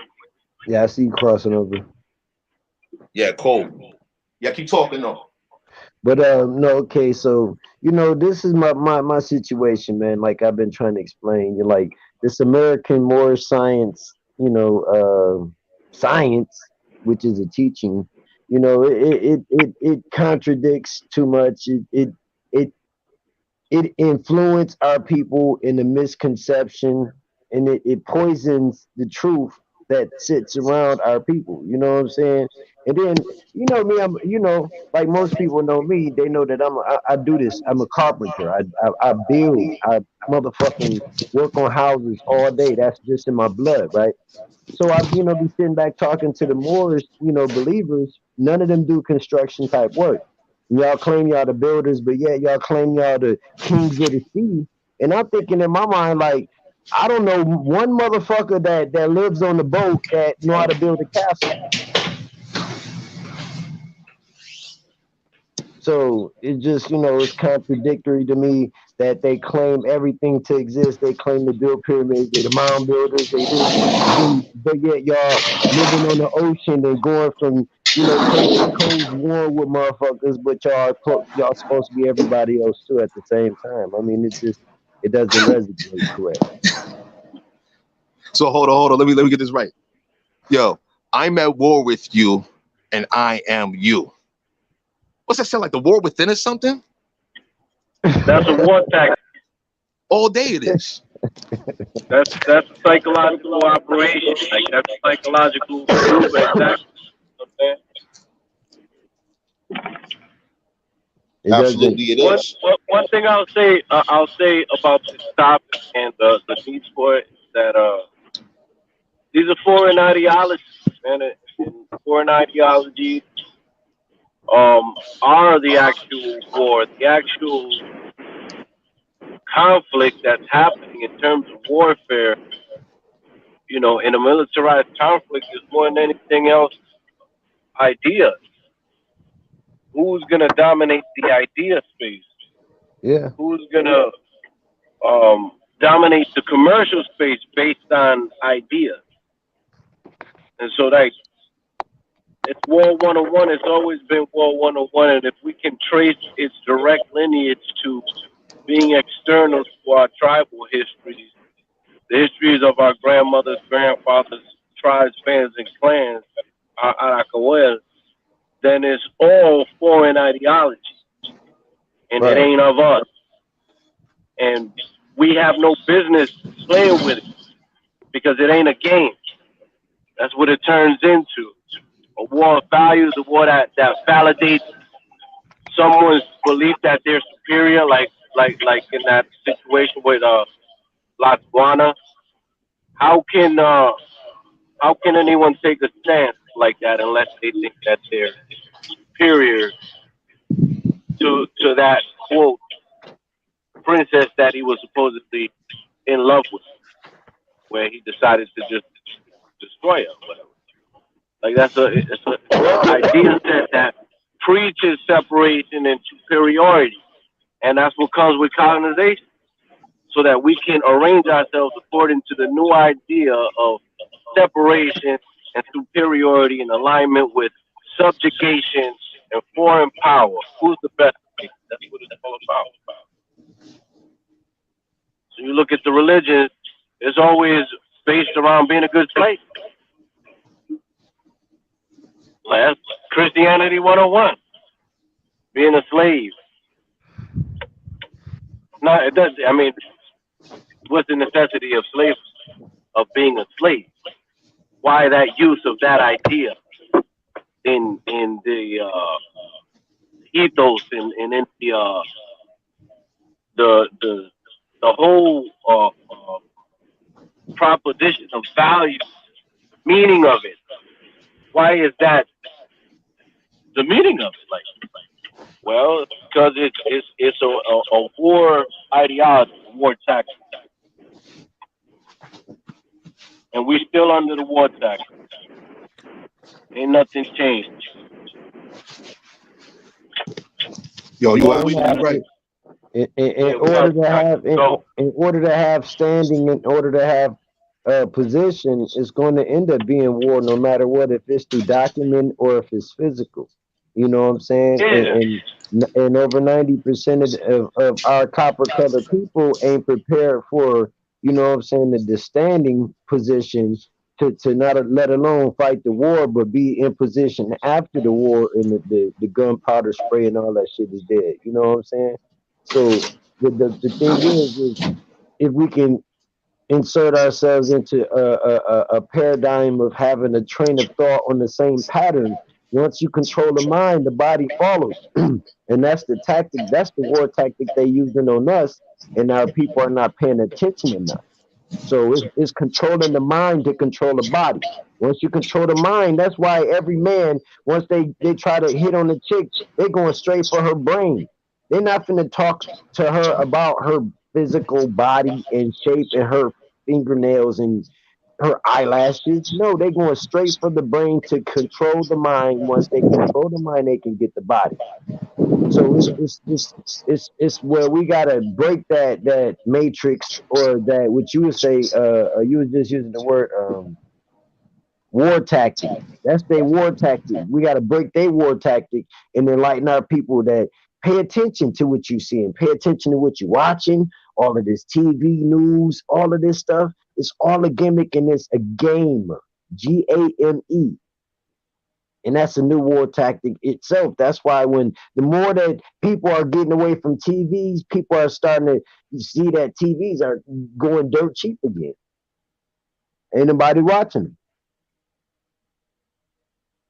So they'll sell them dirt cheap to get people back into using TVs the same way we on YouTube now. People will be on YouTube on a big screen. Just like cell phones, they stopped selling cell phones at one point about 2, 3 years ago. They was giving cell phones away. You buy one, get one free with a family plan. You seen that commercial, bro? peace. Yeah, I'm over that's a on Yeah, Underlined. you already know. You see what I'm saying, right? Also, Yeah, we will give you. You buy one, we give you one free. Just sign up with a plan, and it, man, that nigga look just like my cousin. like, I swear, I got a cousin named Javen, look just like her. we're on live now. Hey, Hey, let me. hey, Tone. Yeah, Portland, I had to pull that page back up. Because that's what I wanted to ask, right? That's a question that I asked a moment ago. What are your thoughts on the lack of full disclosure that the foreigners have not provided that has been shown in this text tonight and the other night? And I asked this because, it was last November when we released the first edition of the implications and ramifications of artificial Black identity, legal chronology of the Americas, right? That was first edition. Then early this year, in March, we released the second edition, right? And it has a lot of this information in there. That book goes in extreme detail regarding, it's over 400 pages of pure information, including over 100 pages of color images, including images of our people, right? Right. And it defines Hey, the tremendous lack of full disclosure. It defines the colonization. It defines the purpose of the warfare and the tactics and the legal, political, economic strategies that was applied against us. So, yeah. Tone, I want you to pause right there. Keep that bill right there. If you can pull up where your paper is at, if you can pull up Minnesota State Capitol building interior, and then pull up it's the interior. We finna pull up a picture, bro. This is self-defining itself. But we're gonna have that up, and I want you to finish building on what you was building on, why everybody see this, and then we're gonna build on that after you finish with these state capitol. Well, this is a situation. I'm on a balcony right now blowing smoke, and I just pulled up the page. Okay. Yeah, I'm blowing smoke right now. I had to step away from the computer for a minute. I just stepped away because the situation is this, right? I got a lot more to show tonight. The purpose of this video, at the conclusion of this corporate, this artificial 2020 situation going into this coming or the continuing quote unquote year that's approaching, right? I would like for us to go in, our American people to go in aware of what has happened, what is happening, and what we need to make happen. All right. Now, what I'm about to get into next, as soon as I get back in, I'll pull up that Minnesota situation, if you can remind me in a moment. But what we're going to get into next is, as Terega was saying a moment ago, the Christianity, the culture, the matter of fact, not just the culture, but the purpose, the objective of Christianizing our American people. Because the situation is, once an Indian became a Christian, all right, that was an entire process of de-Indianizing. You can literally look up the word de-Indianize. That's pan-Indian. Well, pan-Indian, you know what I'm saying? That's basically saying pro-Indian. You see what I'm saying? Just like how they say pan-African, that's pro-African, if you will. But the de-Indianization, that is denationalization. This entails the ethnocide as well as the genocide.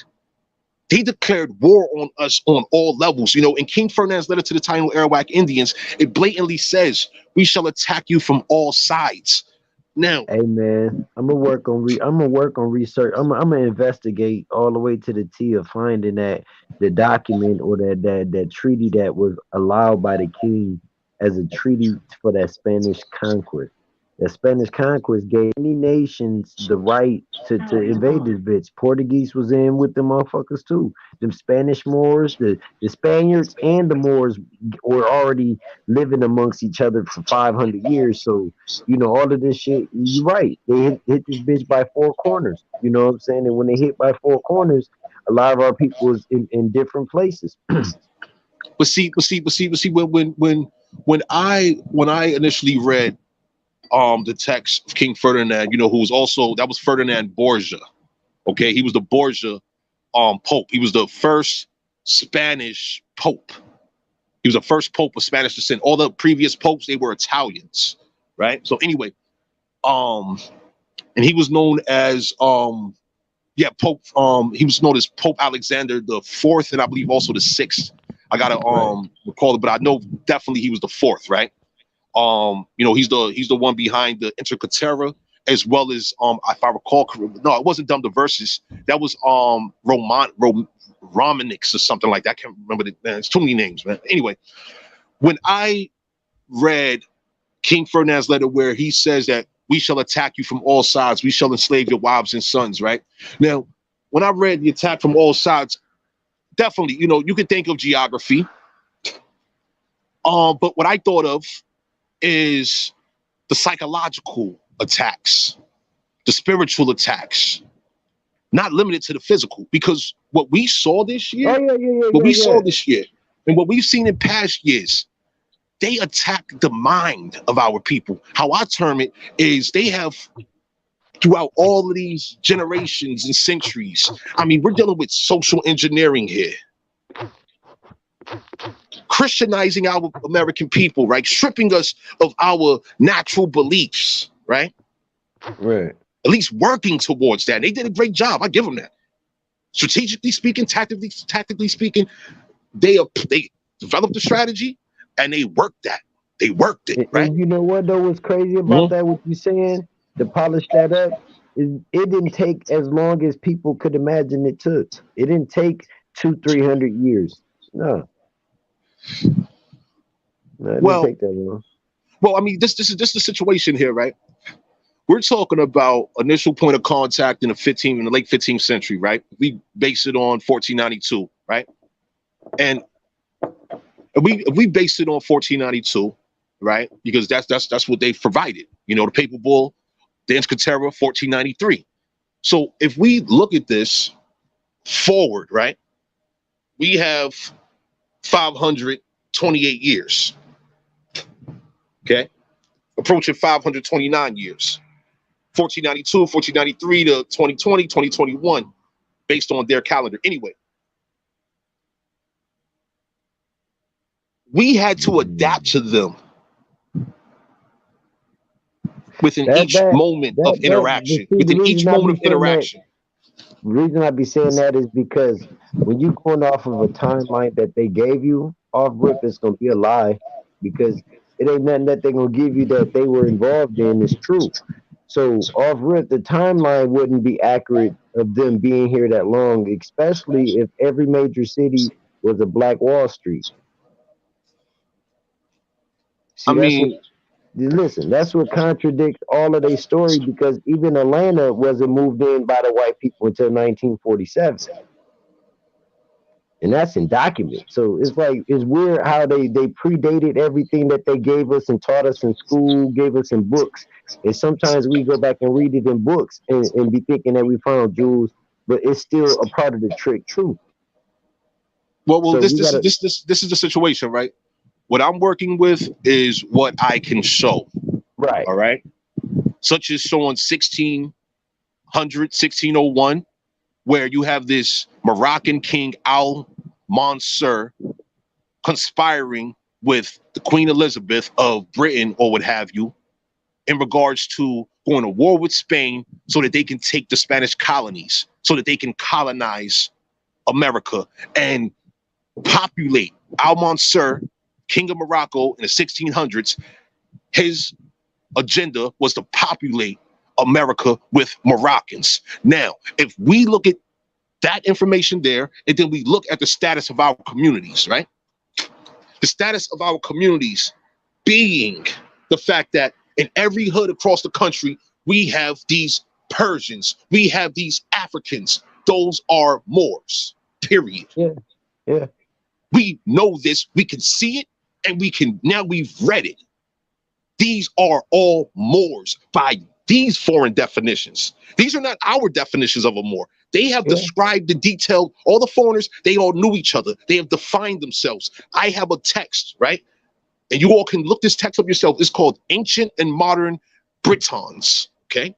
Ancient and Modern Britons. I say Briton because it's spelled differently from Britain or Britain, spelled differently, right? So anyway, in this text, it's referencing how these Moors went into England, Scotland, Ireland, these regions in the northern region of Europe, what have you. They went there with the Romans. Apparently, where the Moors get their name from is Marcus Aurelius. I have that in the text as well. I will show that in a later presentation. But the Moors, these Moorish soldiers that went into England, Britain, or what have you, they decided to stay. Some of them decided to stay there. We're talking about soldiers. During this period, I mean, we've seen the movie 300. We've seen Ben-Hur. We've seen all these old films depicting the wars that was taking place historically. Yo, they were brutal. Then we read other texts where we're reading about pirating and pillaging, burning of villages, slaughters and rapes and massacres and theft.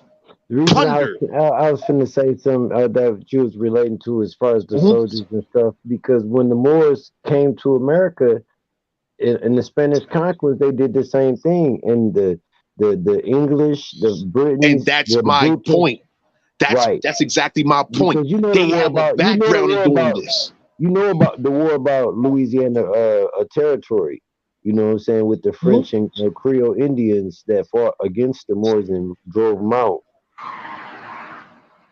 But see, this is my point. This is my point. They came here having this type of background of slaughter, rape, pillage. They have been doing this for 2,000 years. Take. Absolutely. But listen though. Hold on. Give me 30 seconds with this one. It's gonna be more than 30 seconds, man. You already know you're gonna be more than 30, but go for it. Now watch this. This is gonna be 30 seconds. Go for it. Starting now. If these motherfuckers was doing all of this, taking over lands and pillaging, when did y'all have time to build castles? I'm done. Told you it was less than 30 seconds.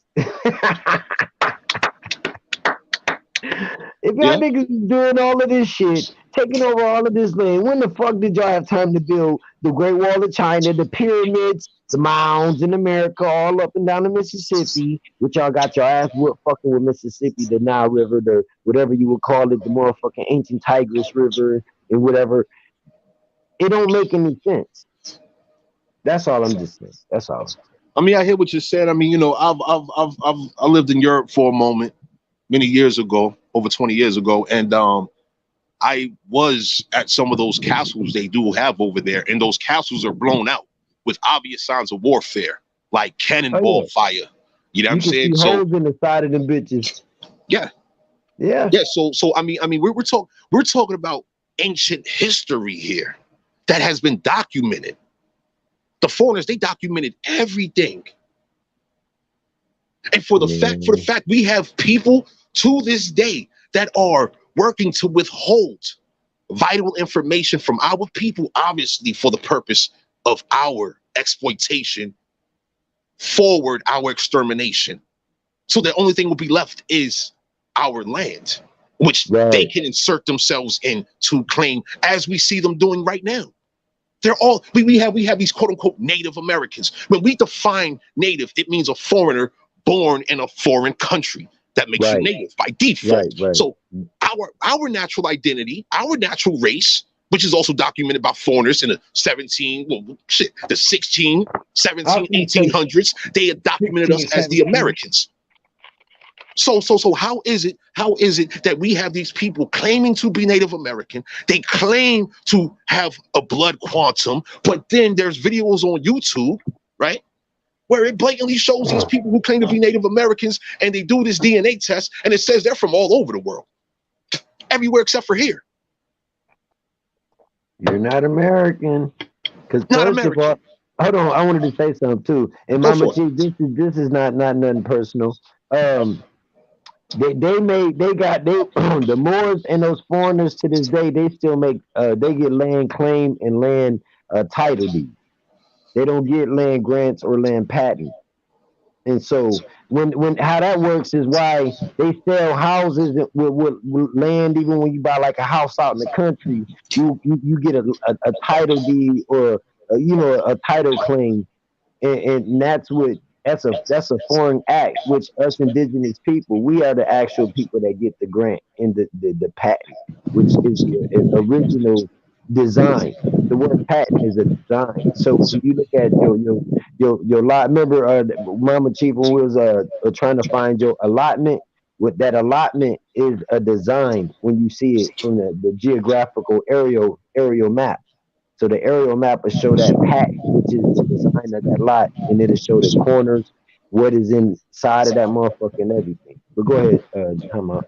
Yeah, well, appreciate you sharing that. And see, that's the thing too, right? All of these things have to be revisited, redefined, based on our awareness.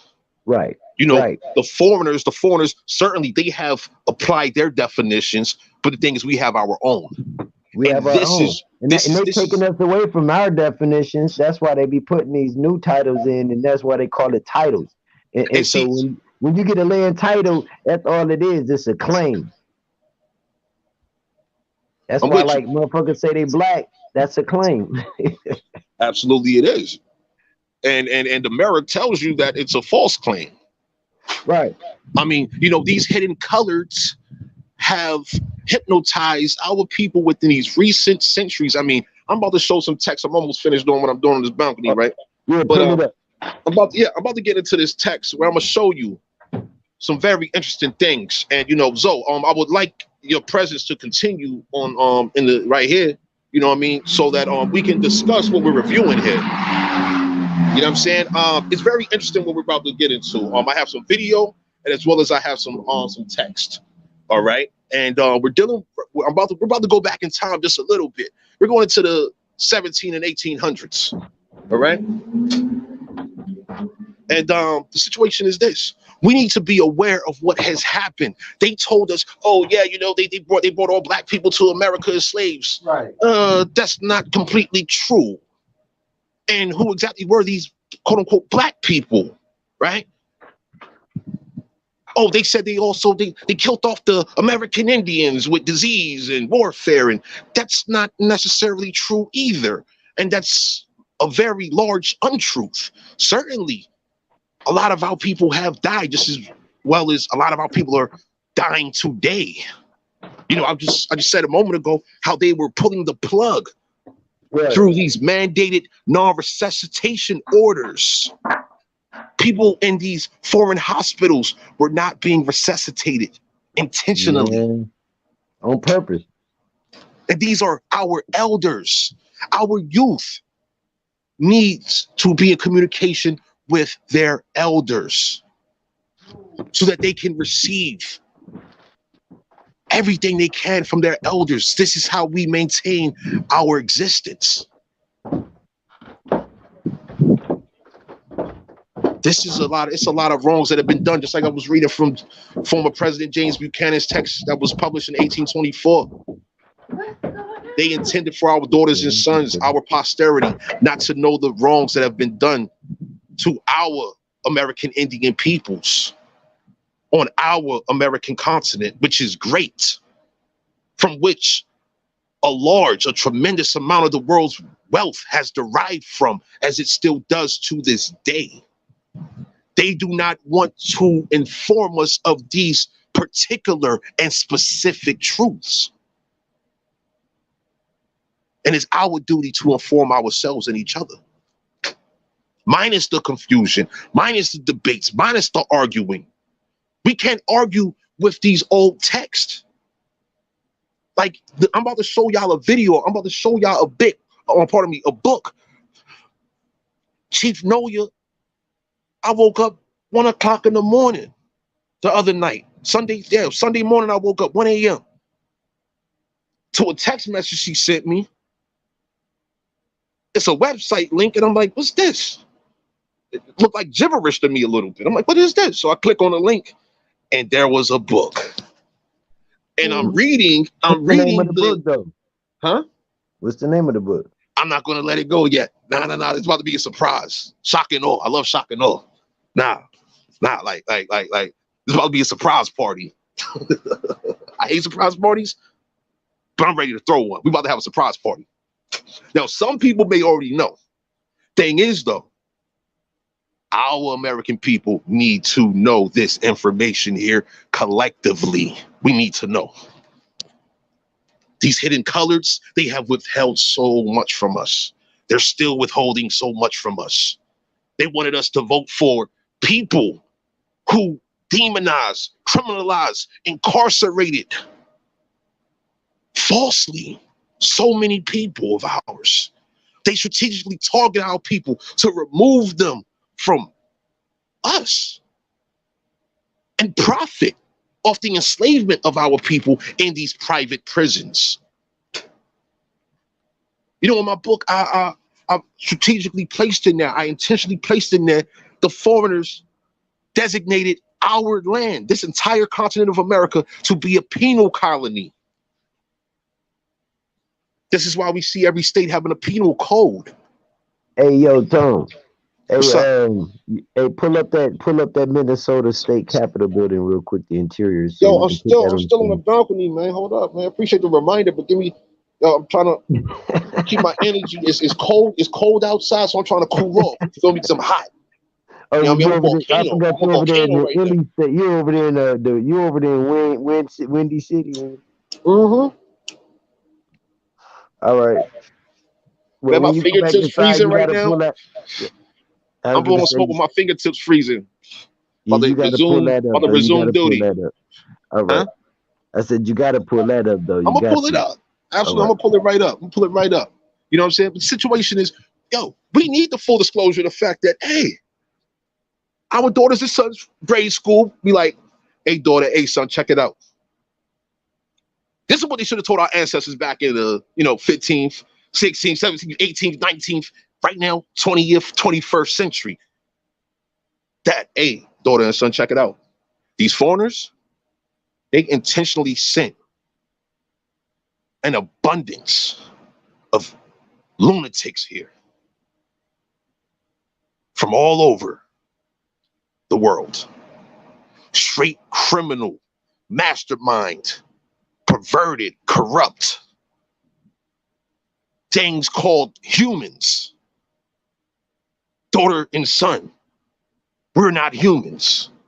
No, we are superior beings. This is how we're superior beings. We don't do animalistic things.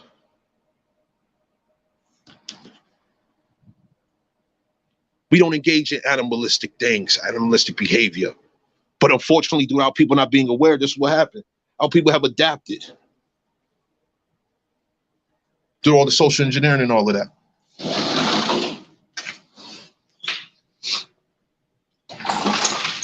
All right, I'm stepping off the balcony now. Yeah, no, I just seen your text. We about to get you in. About to get back into this. All right, but let me jumping off of this one. God damn. How can I do this? There we go.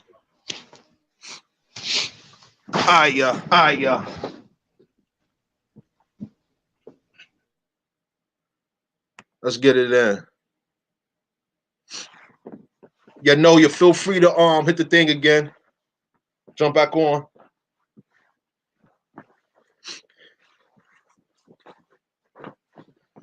Yo, you about to continue. Give me 1 second. Now I'm about to show y'all some things. We about to get into some serious information here.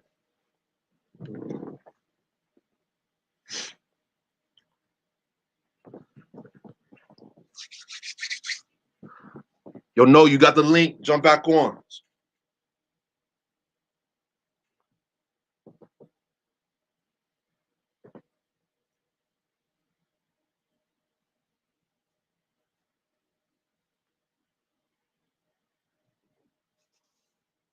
They know you.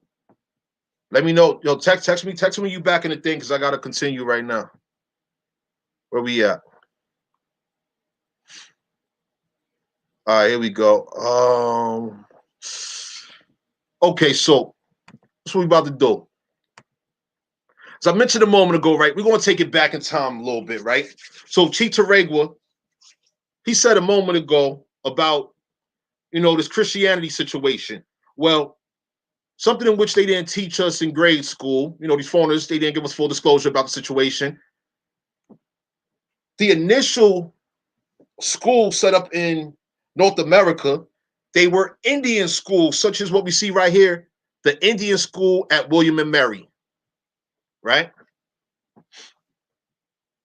Now, what was going on here, as we see, that the Christian faith may be propagated amongst the Western Indians to the glory of Almighty God.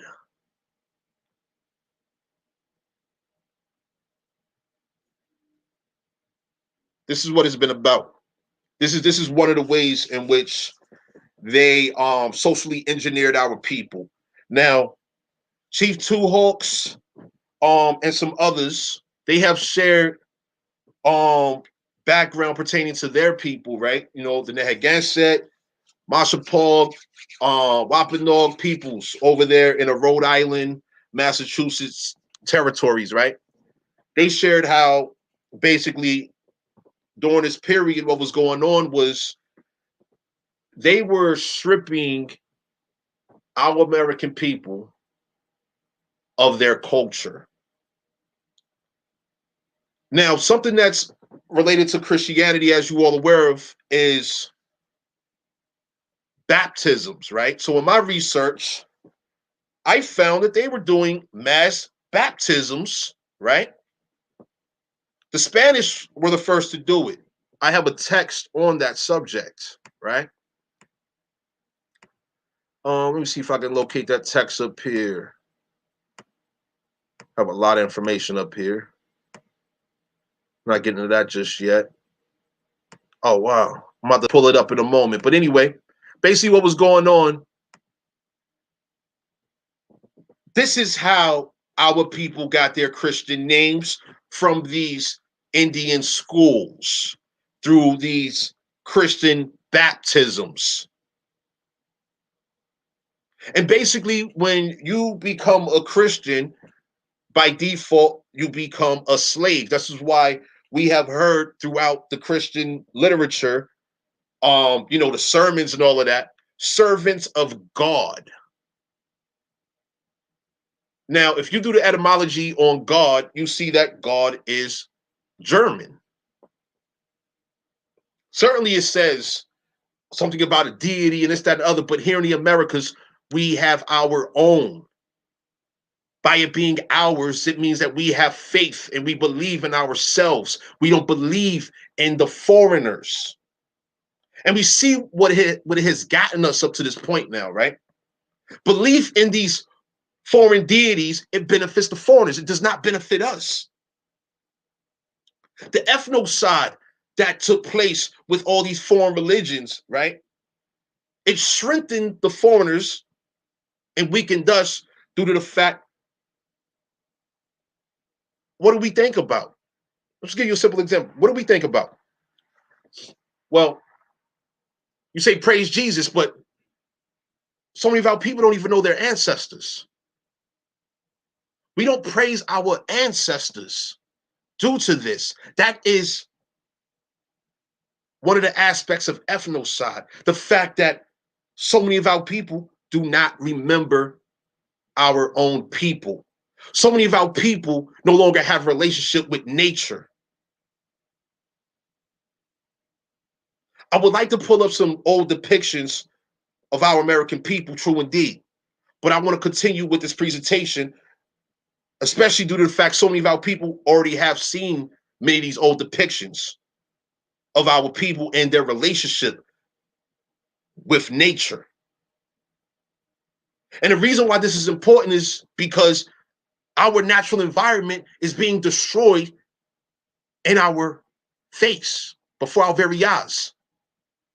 As I mentioned previously, right? You know, the Moors, they were soldiers for the Romans, going across their world over there, slaughtering, conquering, etc. And there's something called scorched earth policy. Scorched earth policy means basically is the devastation of the land, the destruction of the land, preventing your enemy from being able to eat, unable to live on that land anymore. That's a summarized version of what scorched earth policy is. I would encourage you to look up scorched earth policy because this is what we're dealing with here. We're dealing with advanced scorched earth policy. For example, when we hear every year about fires, wildfires in this territory known as California, every year, that's devastating to that land. I mean, yo, we had a relationship with all nature, the animals. When I was in LA some years ago, there used to be coyotes looking scared, running across Sunset Boulevard, running through the communities in which they naturally have inhabited forever. But now they're running through these colonized environments. The coyotes don't even have a home for real anymore. I mean, this is the effects of colonization, scorched earth policy, etc. Right? But anyway, we have right here that the Christian faith may be propagated amongst the Western Indians to the glory of Almighty God. Continuing.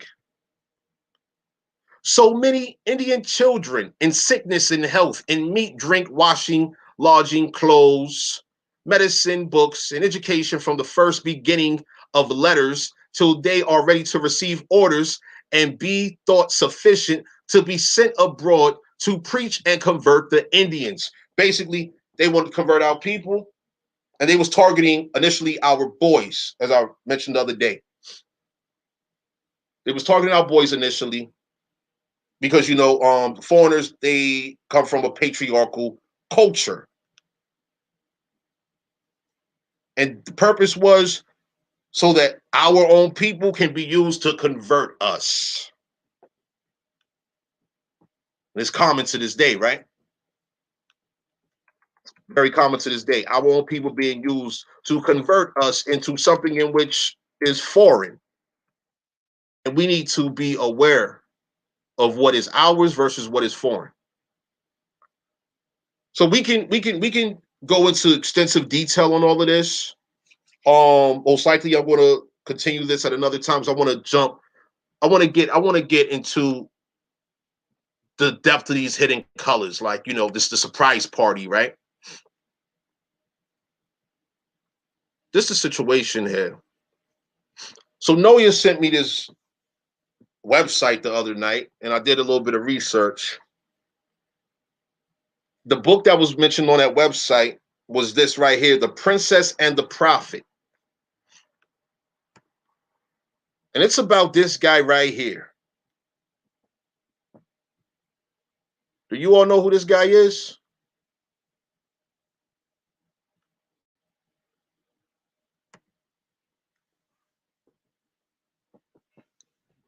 Yo, Zoe. Zoe, you still here? I see you right there. It was good. Yeah, I'm right here. I'm right here. I'm just, I got my brother and my new sister in the building, you know what I'm saying? We listening too. Okay, cool. Question. Do you know who this guy is right here on the screen? It looked like Francis Drew. You said Francis Drew? Francis Drew. I'm not familiar with I'm not familiar with a Francis Drew. Noble Drew Ali. Oh, that guy. Yo. That guy. That guy. Yo, that's right. That is him. That so is right. him. And this is the book, The Princess and the Prophet, The Secret History of Magic, Race, and the Moorish Muslims in America, by this guy right here, Jacob S. Dorman. Ooh. That's this guy right here. University of Nevada, Reno, PhD, associate professor of history and core humanities. He's an associate professor, teaches courses on U.S. history, African American history, the Gilded Age and progressive eras, cultural and intellectual history, and core humanities. Yo, this guy put together this book, and I would like to play some video for you. But before we get to the video, say, man, I'm about to fire up, man. If you about to play video, man. What you mean? No, I'm about to fire my blunt. Why you play this video? Oh, you know, doubt you get your burn on. Go for it. You know what I mean? Yo, I'm a little like, yo, I was surprised when I came across. I'm like, yo, what in the world? Right. You know, As soon as I seen that dude face, I was like, oh, that's Drew. Word. Like see, that's Drew. The situation is this though, right? This guy did some thorough research. This is his looked website. feminine though in that picture, man. Like he had makeup. It looked feminine in that picture, like makeup on and little baby hair. Oh man. Hey, but no, on some real shit. You know the motherfucking goddamn Moors in prison systems is known as faggots, bro. People don't even talk about that. Why don't they talk about that? Hey man, the Moors never talk about that shit. There's so much information, but like, yo, that's for another presentation, man. That's a okay, whole we'll get that. Go ahead and keep going there. Guy. All right, get it. This gets funky. It gets real funky. Check it out. Islam, for centuries, Americans idealized and romanticized the religion whose name means peace, drawing on Orientalist images from the Arabian Nights and the magical mystique of the mystic East. For illustrations from the Princess and the Prophet documenting the American infatuation with Islam, scroll down. For primary sources documenting the life of Noble Drew Ali, the man who founded not just the Black Muslims, but the first Muslim mass movement in America. Click here. And he says, peace. Circus Arabs, 19th century, Buffalo Bills, Wild West, and Congress of Rough Riders of the World. Look at all of this. Now, what does that mean?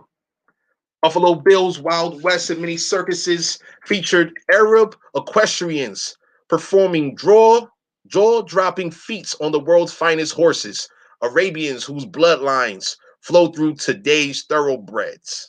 Their presence brought visions from the Arabian Nights to life and exposed Americans and Europeans in big cities and small towns alike to people who were not just presented as Moors, but as Muslims. Performers came from Morocco, Egypt, and Syria. When they weren't wowing crowds with their skill and bravery, they could often be viewed by the public performing Muslim prayers between shows. All the sources this author list right here.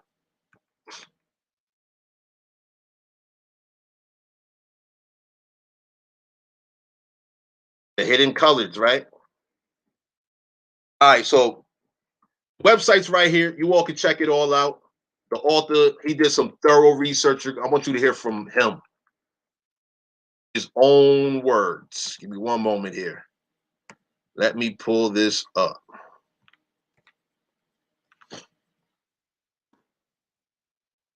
This guy did some thorough research. Absolutely thorough research. Pull it up right there. Give me one moment here. Let's see.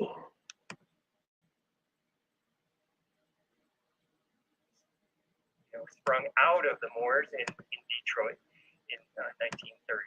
So if we hadn't had the NOI, we wouldn't have had, Cassius Clay would have remained Cassius Clay. Run it back. Sprung out of the Moors in Detroit in 1930. So if we hadn't had the NOI, we wouldn't have had, Cassius Clay would have remained Cassius Clay. Malcolm Little would have remained Malcolm Little. There would be no 5%ers. There would be no 5% hip hop. Islam, I mean, and I understand that now Islam has, among Asiatics, has progressed, but without that crucial impact of the Prophet and anywhere between 7 and 15,000 members, the membership numbers are all over the map, but on the low end, we're talking about 7,000 Moors in the Prophet's lifetime. On the high end, 15,000. But then, without that community of influence, we would not have the progression of Islam among African Americans and among Americans in general that we have had. And I think of Islam as a religion of peace. I mean, that's what the name means. So I feel like Islam teaches all kinds of beneficial habits, morality, practices, and that contribution, therefore, is an overwhelmingly positive contribution. So that's part of my perspective. If we go back to the website, because I do want to make sure that I have time to walk you through the website. The first page is photos, and that demonstrates some of the influence of Moors in American culture. These are Riffian Arab horsemen. Riffian is a synonym for Moroccan, Moorish. Then you have Bedouin troop of Arabs. Down below, that was Abdallah ben Said. So you can actually track these performers through circus archives, which is what I did. Barnum and Bailey. Here's a really famous one, was Hassan ben Ali's Moorish Caravan, Arabian Nights Entertainment, and Spectacular Pilgrimage to Mecca. So what's really important about this, I believe, is that it's not just that they were doing acrobatics, but they were identified as Moors, and they were talking about Mecca. They were talking about the actual performance of the religious obligations of Islam. Then we get to this person, Walter Brister. The first place I was able to find him, not chronological. Okay, so I'm gonna pause it right there briefly, right? Now, as Chief Noya just put in the chat there, Walter Brister is who so many have come to know as Timothy Drew and Noble Drew Ali, okay? Who was a circus performer, a child circus performing star, all right? And so this author here, Professor Dorman, Jacob Dorman, he will say in a moment that his research was upwards of 20 years, 18 years, he said. He spent doing research into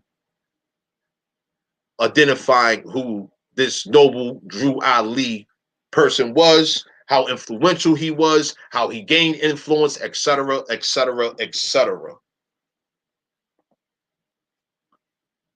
And the reason why this is important in regards to this hidden colored situation is because during the time that Walter Brister, who faked his death, you're going to hear, and assumed the identity of Timothy Drew, becoming Noble Drew Ali, there was a lot of serious events taking place between the late 1800s going into the early 1900s. We're talking about political events, things taking place that was harmful to our American people. Within this early 1900s period, we are aware of Walter Plecker and the Racial Integrity Act coming out of Virginia, which pertained to the reclassification of our American people into Negroes on vital records, which once again goes into ethnocide. This is an advancement, a solidification of the ethnocide extermination, the blackening out of our people. Once again, they want to colonize our land, replace us with Moroccans after they annihilate, exterminate, and make our people extinct. And it's happening in front of our eyes right now. Let's continue. Not the sequence in which I found him, because I found him in at 1900. But I was able to work backwards and find him here in the show called In Old Kentucky. He's the shortest one there, holding the cornet, kind of a trumpet. This is 1893. This show becomes the most popular show in American history by World War I. It spawned literally dozens of imitators. And the most popular feature of the show was this band, which was the Juvenile Band, or in the term of the day, the Pickaninny Band. Okay, this was a band that was created by Walter Brister's father. So he tours, he becomes the first black child star on Broadway. Then I have another image of this. I got images of 1893 and the Chicago World's Fair. And one of the things that's so significant about that is that people don't realize that the largest grouping of exhibits at the fair came from Muslim countries, both Middle Eastern ones and also Indonesian ones. So you could go and experience the streets of Cairo. You could experience Istanbul, or a version of it. Algeria, Morocco. There was a Moorish exhibit at the World's Fair. Harry Houdini, who's here, he was practicing this. Escape magic is a kind of Indian magic practice in India that was known as Hindu magic. You see, there is a clear distinction between Hindu, which is derived from Hindustan, that region in Southeast Asia. Fortunately, this professor here, Professor Dorman, he made it a point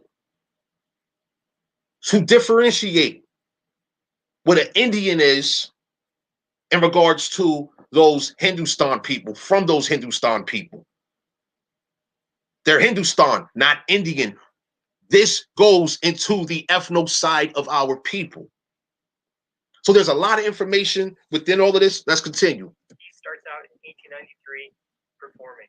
And then I've got this picture of three little boys from the streets of Cairo. And you can see that they are people who would have been considered black in American terms. And there's a great diversity there in terms of racial phenotype. So exhibits like this one help to teach Americans about the Islamic world and about the fact that people who would be considered black in this country were part of the Islamic world.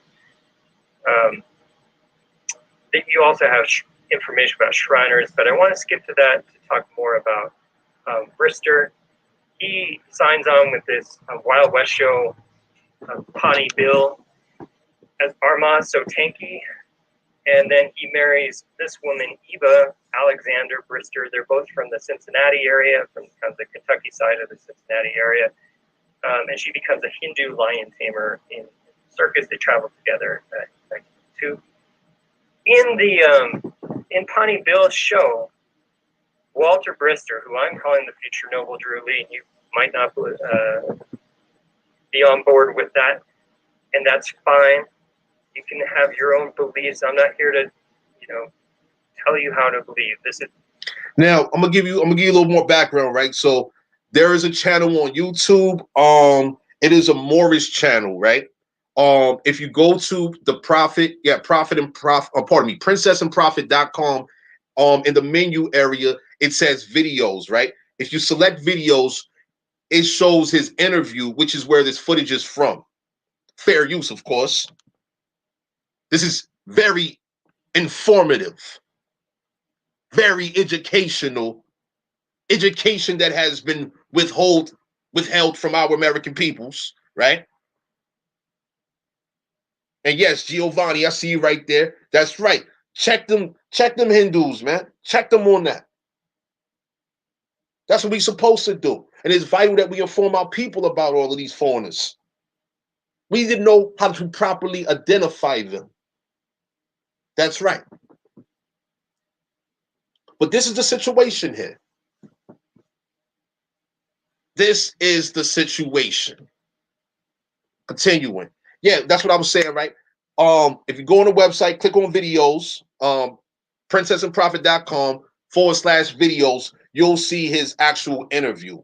And this is why he's saying what he's saying right now. What I believe that the evidence shows me. But Walter Brister was part of the show with the Ali, the 5 Ali brothers. These were these Arabian acrobats.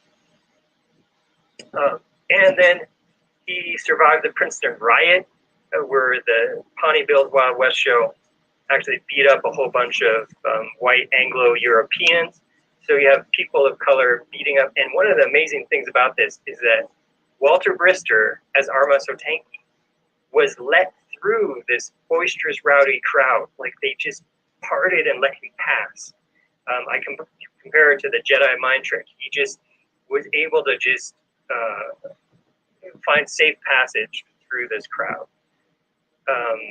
Okay. I have another page of photos, but I think what's more important with the limited time that we have is that we talk about the primary sources. This is Eva Sotanki and doing what's called a Salome dance, which was a kind of Orientalist dance. And then I talk about, let me get to the, well, this is all really interesting stuff. It's hard for me to not talk about it with the 7 minutes I have left. This is a picture, for example, of... No, your time, we just go through. We don't want you to be limited on time. Okay. Okay, all right. So then what I talk about on this page, can you all hear me? We can, yes. Okay, okay. All right, building a mecha and bucking the machine. Now, this is an aspect of this book that, you know, even Moors who I've spoken with who don't believe at all the Brister part of this, they have appreciated what I've been able to show about the Chicago political machine, which I'm very honored by. This is a famous photo, of course, of the first annual convention.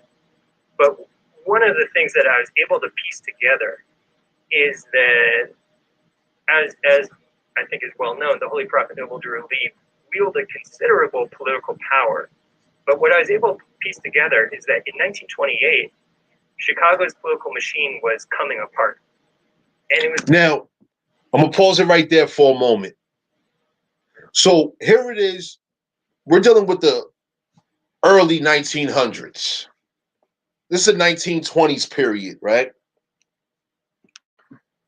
The bootlegging era. You had a lot of foreign gangsters. The territory is Illinois. Was known as Chicago, right? And what this author here is describing is pretty much he's about to go into the corruption that was taking place. And Noble Drew Ali's or Walter Brister's association to the corruption. His association to the corruption. Whereas, you know, during this period, there was a lot of abuses against our American people. I mean, for the fact, I mean, like I said earlier, we have Walter Brister, Walter Plecker over there in Virginia, by those statistics, who is engaged in paper genocide, blacking out our American people's identities. I have a document I want to show you. Matter of fact, let me show you. Let me show you the document now. I'm going to show it now because I'm not sure if other people have presented this information, but it is vital that we are aware of all of this, right? We're going to continue with this video in a moment. What I want to do now is show you this particular document. Where are we at? Okay, not there, not there, not there. I'll try to put these tabs in order. Oh, here we are. Letter from Walter Plecker. This is on VirginiaIndianArchive.org. Okay. Letter from Walter Plecker, January 1943. Now, it says over here, Plecker was charged with enforcing the Racial Integrity Act of 1924 and subsequent related legislation, which banned interracial marriage in Virginia and asked for voluntary racial identification on birth and marriage certificates. White was defined as having no trace of African ancestry, while all other people were defined as colored. Falsifying racial information on a government form was a felony. Okay? This was a felony. So the reason why this is significant to me, right? So we have Walter Brister, okay, who is a circus performer, child star circus performer.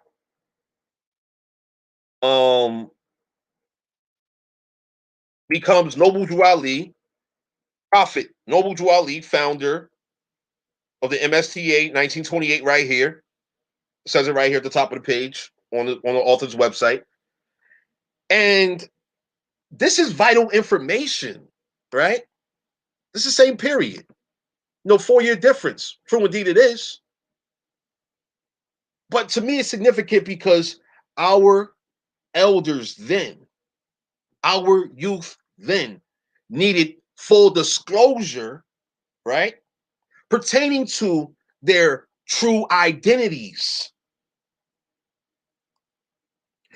Just like how we have in the 1600s here,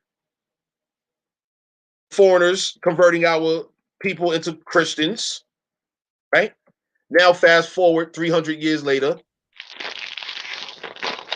our people are being converted into Muslims and Moors. Moors and Muslims are synonymous, just like African, Black, Negro is synonymous. Let's run that back again. I was going to say, go ahead and read that again. Go ahead and run that back. Yeah, I'm gonna run that. I'm gonna, like, the Moors, they love etymology, so let's show some etymology. I showed it the other day. We're gonna show it again, just for clarity. All right. Where we at? Come on. Let's go. Oh man, so many pages here. Let's get it. Come on.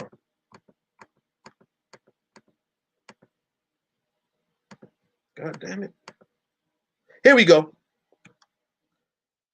Let's do it big a little bit. Let's do it big. Here we go.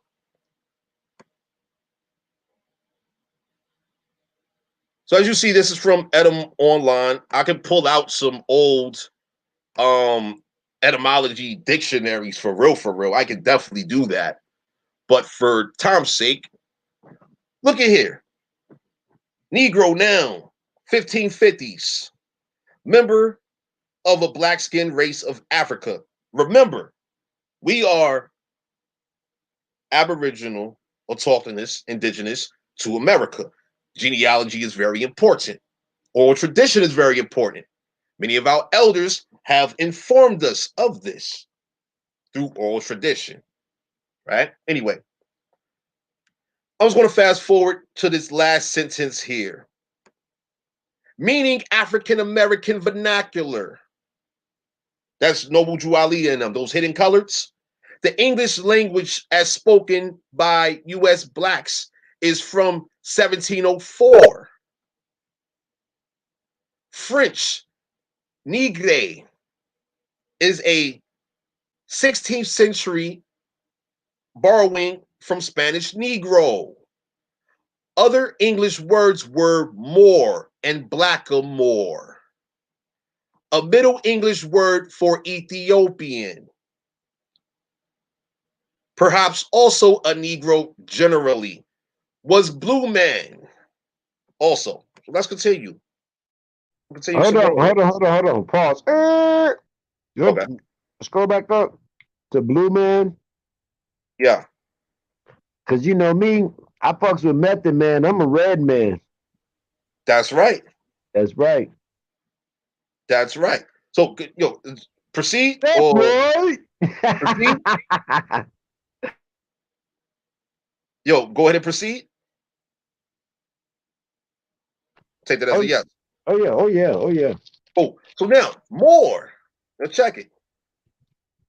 North African Berber, one of the race dwelling in Barbary, late 14th century, from Old French more, from medieval Latin mortis, from Latin Moris, inhabitant of Mauritania, Roman Northwest Africa, a region now corresponding to northern Algeria and Morocco, from Greek Moros, perhaps a native name or else cognate with Moros, black.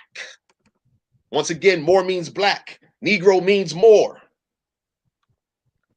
But this adjective only appears in late Greek and may as well be from the people's name as the reverse. Also applied to Arabic conquerors of Spain, being a dark people in relation to Europeans. Their name in the Middle Ages was a synonym for Negro. Once again, more is synonymous with Negro. Negro means black. Moros, black. More, a noun, person, place, a thing.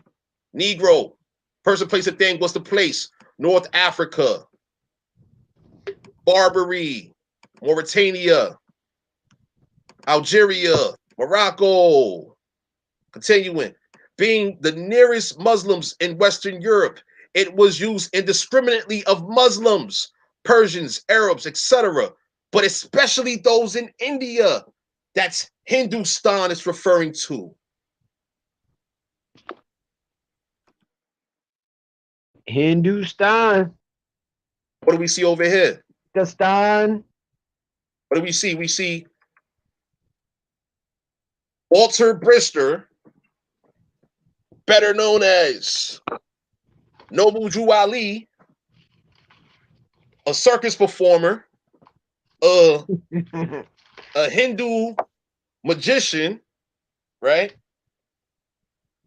We see him performing in all of these international acts. A group of Riffian Arab horsemen, not just presented as Moors, but as Muslims. Remember, Moor and Muslim is used interchangeably.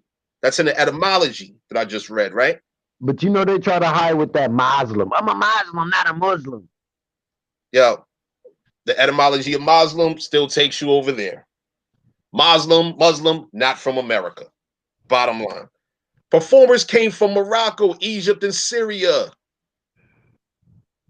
These performers were not American. These were not American performers. It says it right there, right? This is this author's 18 years of research, he says. 18 years of research. Burnham and Bailey. Them the same dumbass niggas that try to create all of these goddamn zoos and circuses. They try to take over our zoos and didn't know what the fuck they was doing, but they stupid. They still goddamn circus ass niggas. But that's what the Moors right there. Look, the Moors with the swords. That's right. So this is why full disclosure for American people is so important, because we're being exploited generation after generation. As I read initially in this presentation, the foreigners blatantly described how they want to explore and exploit, annihilate, exterminate, and make our American people extinct. Then we read about Queen Elizabeth in the 1600s, literally 1600, 1601 period, where she's conspiring with the King of Morocco, Al Mansur, in colonizing America and populating America with Moors. Hey man, I swear though, it looked like the Curious George little monkey would be around somewhere with that little costume on that picture right there.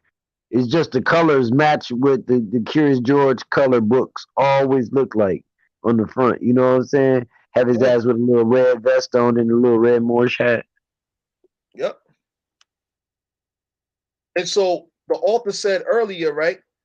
It is this guy over here, this picture on the Yep, right. they did, Joe. Put the menu right here. It is this kid right here playing. What's that? He said it was a flute or something. Yep. That is what the guy who founded MSTA. That's him.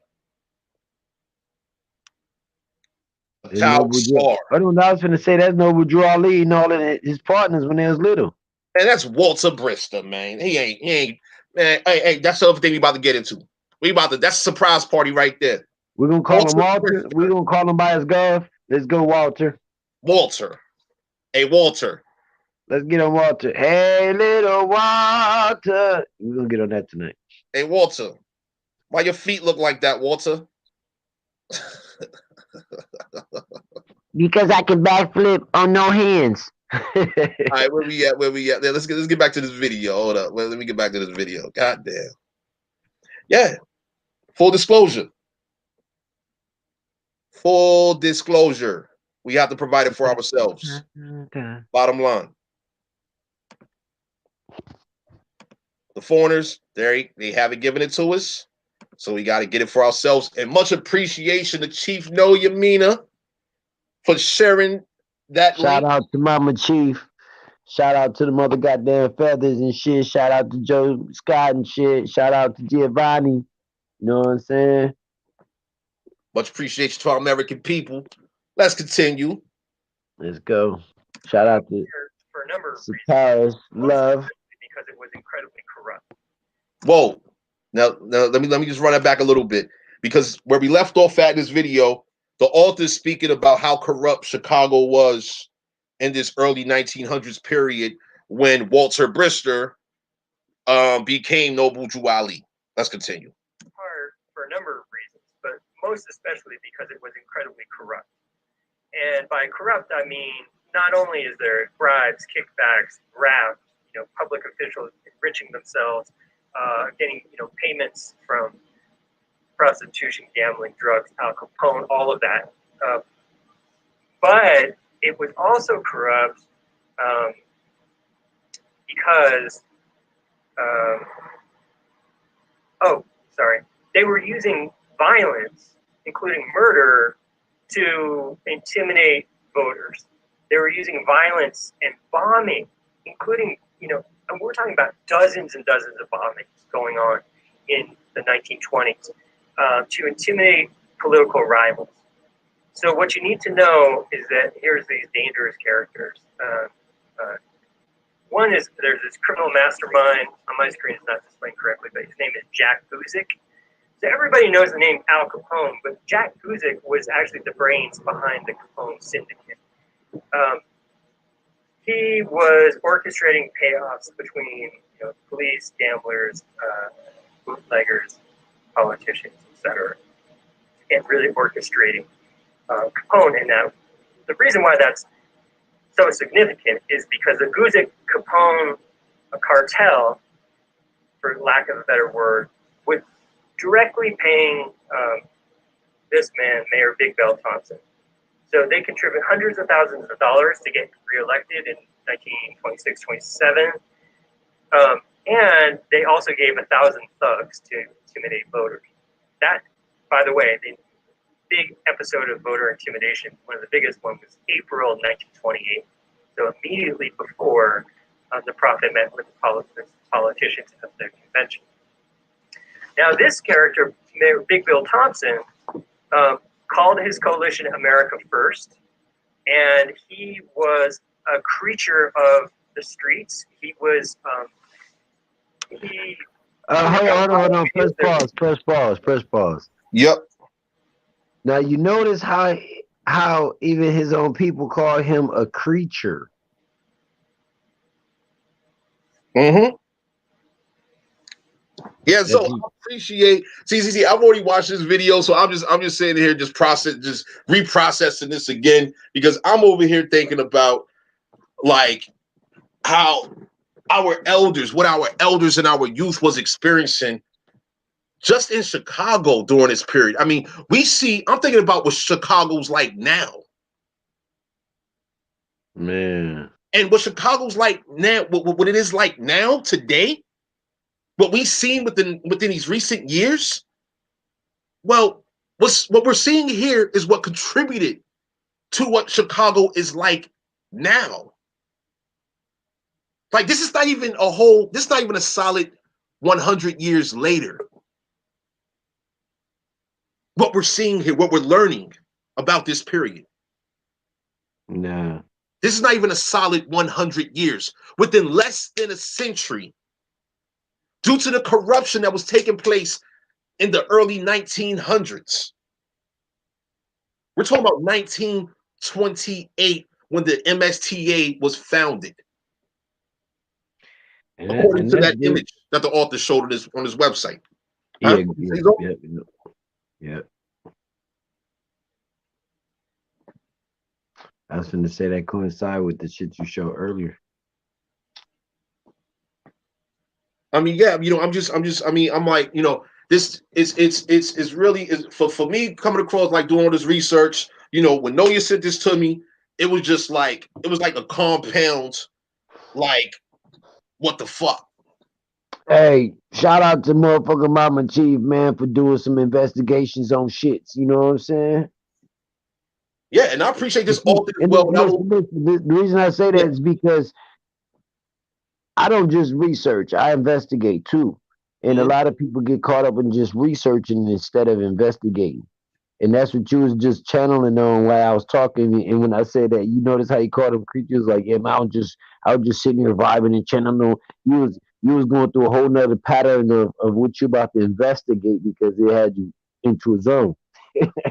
So people got to stop just researching, investigate.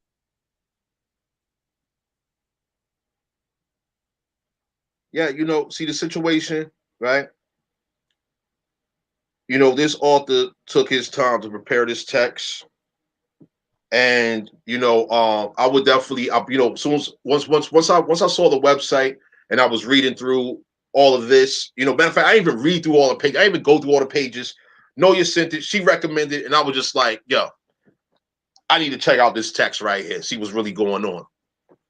I bought this book, man. The book is like 370 something pages. It's like 375 or something. Great information. Absolutely great information. The author, he cites his sources on his website. Like, he literally puts on his website primary sources. He literally puts it on here. Can't be mad at that. Hold on one sec. I just got a notification from the peoples real quick. Here we go. Yeah, no, you're muted. I see you're muted right there. Or are you? I don't know if you're muted or not. But, yeah, Mama Chief muted. Unmute Mama Chief. Shout out. Halito. How's everybody doing? Good. It's such a great bill, Tony. I appreciate you going in on this. Yeah, I do as well investigate. So you know it. You know how I go in, but it's a lot of information I have on these people. And I mean, granted, I might end up being a mole, y'all. I'm just gonna make this disclaimer. But I hate the fact that of what these people have done to us. But I don't know who the hell these names is I have. But when I say I detest these Moors, I really do. So I got a lot of information to just discredit them being anything about Americans. So I know I'm American though. But the name that I have is tied to these other people, and I don't like the names that they give. Mama Chief, see, I try to explain to people that it's easier to accept who your soul tell you who you are. And when people start realizing they accept what the soul tell you who you are, because you got the people that's Moors, soul telling them that they're Moors. You can't argue with the Moors because if a person telling you he Moor, that's what his soul is telling him. So your soul told you it was motherfucking Indian, you Indian. But what you gotta also realize is that these motherfucking $5 Indians is a part of that Moorish infiltration as well because motherfuckers was buying the names. They bought our family Absolutely. names. So Absolutely. if you see American motherfucking English names on goddamn board list and shit, that's because they paid for that shit. Oh, okay. I see what you're saying. Yeah. Yeah, Peace. they had to go through that naturalization act. Mm-hmm. Well, It I was wasn't just natural. wondering. They was considered alien when they came here, even on their raid. Well, I wanted to jump in too on the point when Tony was saying that he was reflecting on the time that this Yeah, was in Chicago, and I was thinking on when was the time when all the people from Mississippi and Tennessee and Georgia was migrating to go to Chi-Town That's in right. order to work in them plants. This was that time period. This is after Okay. we was dealing our ancestors, our elders was going through the Indian Removal Act, the Indian Relocation Act, and so many other acts that was strategically um, designed by these foreigners politically, legislatively to displace us. In addition Okay. to this Racial Integrity Act. Well, I'm looking at my great grandmother and great grandfather's marriage license, and they was married in 1899. So they were alive, well alive, and they were like 19 when they got married. So say 20 years later, this was going on in their lifetime, That's right. and that's what we need to do is relate these things back and know that our ancestors was here going through this. I I mean, really yeah, think this is also the period of World War One. Many of our ancestors was engaged in these foreign conflicts, yeah. not having full disclosure, not And having full disclosure on but the all point, levels. The attack from all sides. Our youth, our youth was vulnerable because here it is. I don't know exactly how many of our American men was away at war. at war, yeah. And you I'm talking know, about back the then, remember, Aboriginal American men. I'm not talking about those that have assumed our natural identity. no, we talking copper color Indian. Hey, you got to also look at it like this too. Remember when, like the word recruiting? Back Yeah, then, it was a law in effect where if they showed up at your front door to recruit you, you had to go or have a medical excuse of not going. that's the draft. Yep, the draft. They did. Yeah, the recruit was the draft. Yeah, and that draft, even to the point where it went into the late 1900s and shit. You know what I'm saying? Like 1960s and That's 1970s. right. Yeah, they kept the pressure on because our people felt motherfucking goddamn weak and lost their damn identity and bumped their but head and shit. but to reflect back, Tony, because I wasn't on when you was doing some of the bill, back to the Indian schools. I need for y'all to understand what those Indian schools really were.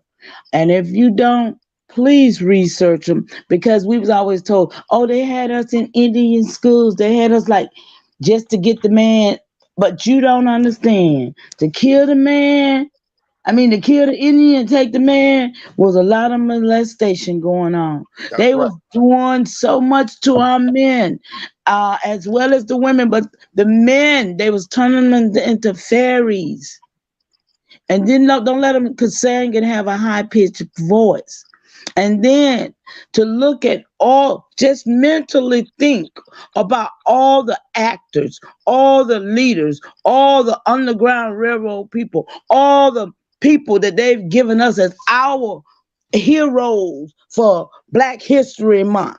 That is not our people. Those are those Moors, those entertainers, those that they hire and equip to do what they do. And I guarantee you, if you research and look up the 100 actors, the 100 Black actors, I bet you half of them is Moors. Most of them already they what they did, they Convert. initially converted to being Moors, Muslims. I relinquish the mic. Yeah, you appreciate it. So yeah, I'm gonna continue with this video right here. Please. A lot of similarities between him and our current president. I mean, number one, America first, but this kind of blustery xenophobia, hatred against immigrants. Bill was doing that, and he also was oftentimes like nonsensical but amusing. So he accepted hundreds of thousands of dollars from Capone, and he allowed Capone's associates to freely roam City Hall after his reelection. He also, though, was very popular with black voters because he came from the South Side and he courted black voters, and he was not overtly a racist, unlike virtually everybody else in Chicago politics. And so he actually gave some city positions to members of the African American community, including Aaron Payne L., who became a city attorney, who's the one who's in the lower right-hand corner of the picture of the prophet with Oscar de Priest and Louis D. Anderson that I showed earlier. Here's Oscar de Priest, Oscar Stanton de Priest. He became the first congressman elected from, the first black congressman elected from the North in 1928. But the thing about de Priest is that de Priest was indicted twice. He was never convicted, but he was indicted twice. And he essentially, in 1916, he had the famous lawyer Clarence Darrow who got him off by admitting essentially that, yeah, he was taking money from gamblers and he was taking kickbacks, but he didn't think they were kickbacks. He thought that they were just political donations. So he got off in 1916. And then in 1928, because of the violence in April 28, when the Thompson machine was literally bombing their opponents' homes and that master fire. And hold on, which one? Over there to his motherfucking goddamn left. Hold on, I'm trying to see which. I don't even know who's Farad. Not the old white dude, the one with the black hair, sitting in the front. That's Master Fire right there. Oh, this guy right here on the far right. Yep. Wow. That's Master Fire. Pull that. If you can pull that up, that'll really blow some minds back. These niggas be talking shit. This nigga Noble Drew Ali was learning from a goddamn white man. Hold on. You said what's his name? Farad? What? Fard. Fard. What's his first name? Elijah. I think Muhammad Fard or something like that. Elijah Muhammad Fard or something like that. Muhammad Fard. Yep. Alice Fard Muhammad. Okay, hold on. Let me get the screenshot popping. Hold up. Where we at? Yeah. Bow, bow. Oh yeah, niggas. Yeah, no, you just dipset for a moment. Let me see here. Let me get the screenshot back up. Gotta run this back. Damn. Fard Muhammad.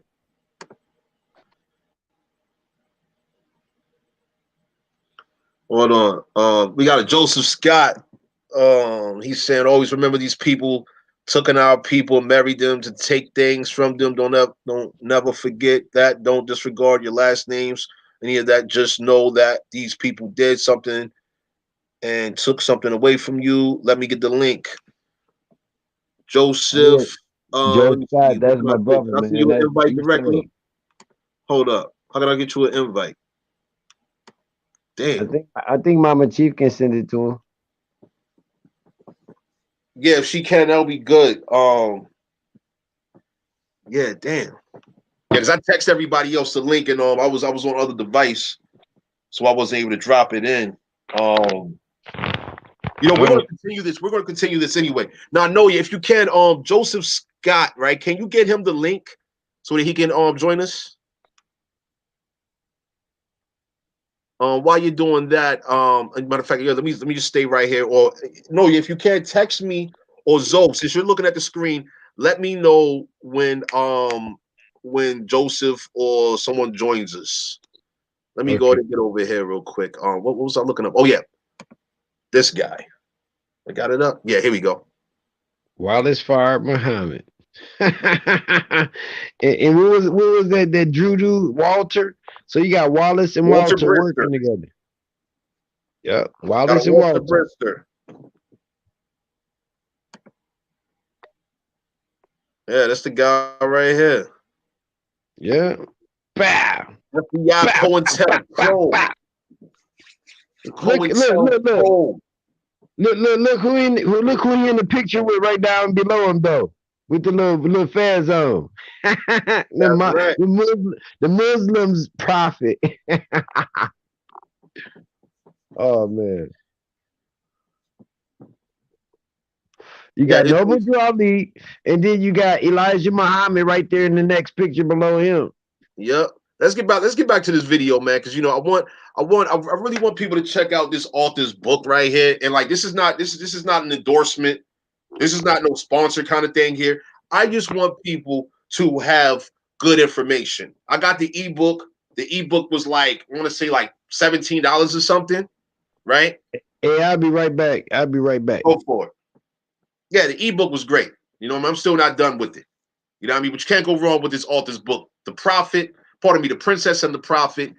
You know, you can look up the author's name, Dr. Jacob Dorman. You know, you can see his interviews on YouTube. And he's available to engage as well, from what I understand. You know what I'm saying? Like, you know, you can reach out to him, ask questions, whatever it is you need to do. But see, I appreciate this situation due to the fact that this author took 18 years to piece together this identity theft, this fraud, this disruption, this distraction that this Wallace Brister character presented to our American people back in the early 1900s. Like, we seriously need to reflect on what has happened thanks to these hidden colors that have deceived our elders who were once our youth. Yeah, so Roman Wolf, basically what's going on here is we're going over this author's book, right? This author here, he's a professor, associate professor of history and core humanities, Jacob Dorman. He has a PhD, right? And he wrote this book. The website is princessandprophet.com, which deals with Walter Brister, who is quote unquote Noble Drew Ali, the founder of the MSTA, that's the Moore Science Temple of America. Basically, yeah. This guy put together a book detailing just the truth of all of this. This Walter Brister, who became Noble Drew Ali, he assumed the identity. You're going to hear that in a moment as well. He assumed the identity and started the MSTA. He was involved with a lot of Chicago corrupt political figures during the early 1900s and all of that. So yeah, that's basically the gist of where we're at right now. Let me go ahead and get back to the video. Joseph, I see you here. Let me see. Hold on. Do I add you? Yeah, add the stream. Well, no, you're here too. Okay, add the stream. Is Zoe going in and out of something? Joseph, how are you? Oh, I'm good, bro. What do you think about the information so far? I mean, you hitting it on the head, bro. You hitting it on the head. There's a lot of people. They doing their research, bro, but they only going so far, and they still not comprehending. They not reading. You know, they not deciphering. You know what's what. They don't sit up there and look at this time and date, and then go back and look at what was going on and how it was happening to see how these people changed over everything. They really not paying attention. That's the truth. All right, great. So were you listening when I was hold on one second. I got this call coming in. Give me one sec. Yo, hello? Yeah, we in. Oh, you said you outside? Yo, I'll be right back. Yo, you outside? Wait, you outside the door?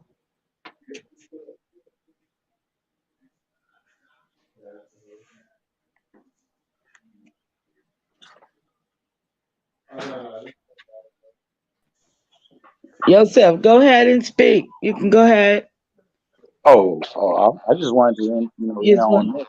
But I yeah. remember you were saying something about, you checked your names and everything, and you wasn't liking it. And I was saying was it's been a lot of these people coming in, and our families own farms, we own corporations, we owned all kinds of stuff. These people came in, they did what they did, they killed our fathers, grandfathers, sons, married in mothers, you know, took in midwives and all of that stuff, and they did us wrong. Absolutely. I I, just found one of my relatives that was found in the river dead. He mm, was murdered. And I was like, wow. I'm sorry to So, hear it. well, way back when I didn't know him. I'm saying it was back in the day. So they probably was killed for their land. You never know. That's the Yeah. real point, I, I was also listening when he was talking about, how most of our people went to the army and everything. Now a lot of our people went to the army and they didn't even leave home. To be honest with you, they got documents on. You can go and watch these documentaries where these people is going into these quote unquote predominantly black towns and murdering people, going out there and starting riots. And our people who had joined the military was for our people, and they stopped that stuff. And these people turned around and killed them, saying that they did treason. They committed high treason. But how are we committing high treason when the contract specifically says for you to protect the American people? And then you turn around and kill us. Yeah, Joseph, keep going. Yeah, I just came back in. Had to grab this food real quick. Oh yeah. But I mean, like I went and sat down and talked to my uncle the other day, and I had to find out why he went AWOL 3 times. Who's that? My uncle. Oh, He okay. 32nd Airborne. He went AWOL 3 times. When he got to explaining to me the things that he was seeing and what was going on, he just knew it wasn't right. He knew something wasn't right, so he had to get away. It's Yeah. things that I sit up there and talk to him and ask him questions about. He don't even talk about, like his memory got wiped or something. But it be small things that he'll sit there and he'll go in and he'll talk to me. Like I asked him the other day, how many black owned businesses did he see, quote unquote, when he was growing up? He say not too many, and then the ones who did own businesses, they was learning from themselves. They learning from the white man. So the best thing that they do is let all of the foreigners come in there and shop and everything, but they constantly watching you. Same problem that we got today. This is why we don't be trusting our people. It's a lot of things that other people did and put us in certain positions, and it didn't work. Excuse me, Tony. Yeah. Tony, Zoe's in the back. He had a text say he's in the back. Oh, okay. Okay. God damn, what the fuck is this? Here we go. Yeah, Zoe, you back? My bro. Yo, ready to get back into this video? Oh Yeah, yeah. let's do it. Let's go and get this food, man. Let's go. Oh, Hey, y'all, we got 10 minutes before these here official 2020, though we've been in it for a minute. But yeah, 10 No, minutes. that's for them. Mine's don't come until March 20th. My, yeah, right. Mine's don't come, my celebration come March 20th. I know that right. But yeah, we talking about the official 2021, so we can get busy back with our business. That's where I'm at with it. I'm ready to go back to work. Man, this situation though, right? Our people need to get on point ASAP. Right. Yo, we got these foreigners, man. Yo, what I've read just within the last 60 days, this situation with nanotechnology embedded in this fake vaccine that will be modifying your genetics in addition to enslaving you because now you have patented technology that is self-replicating throughout your body, right? Right.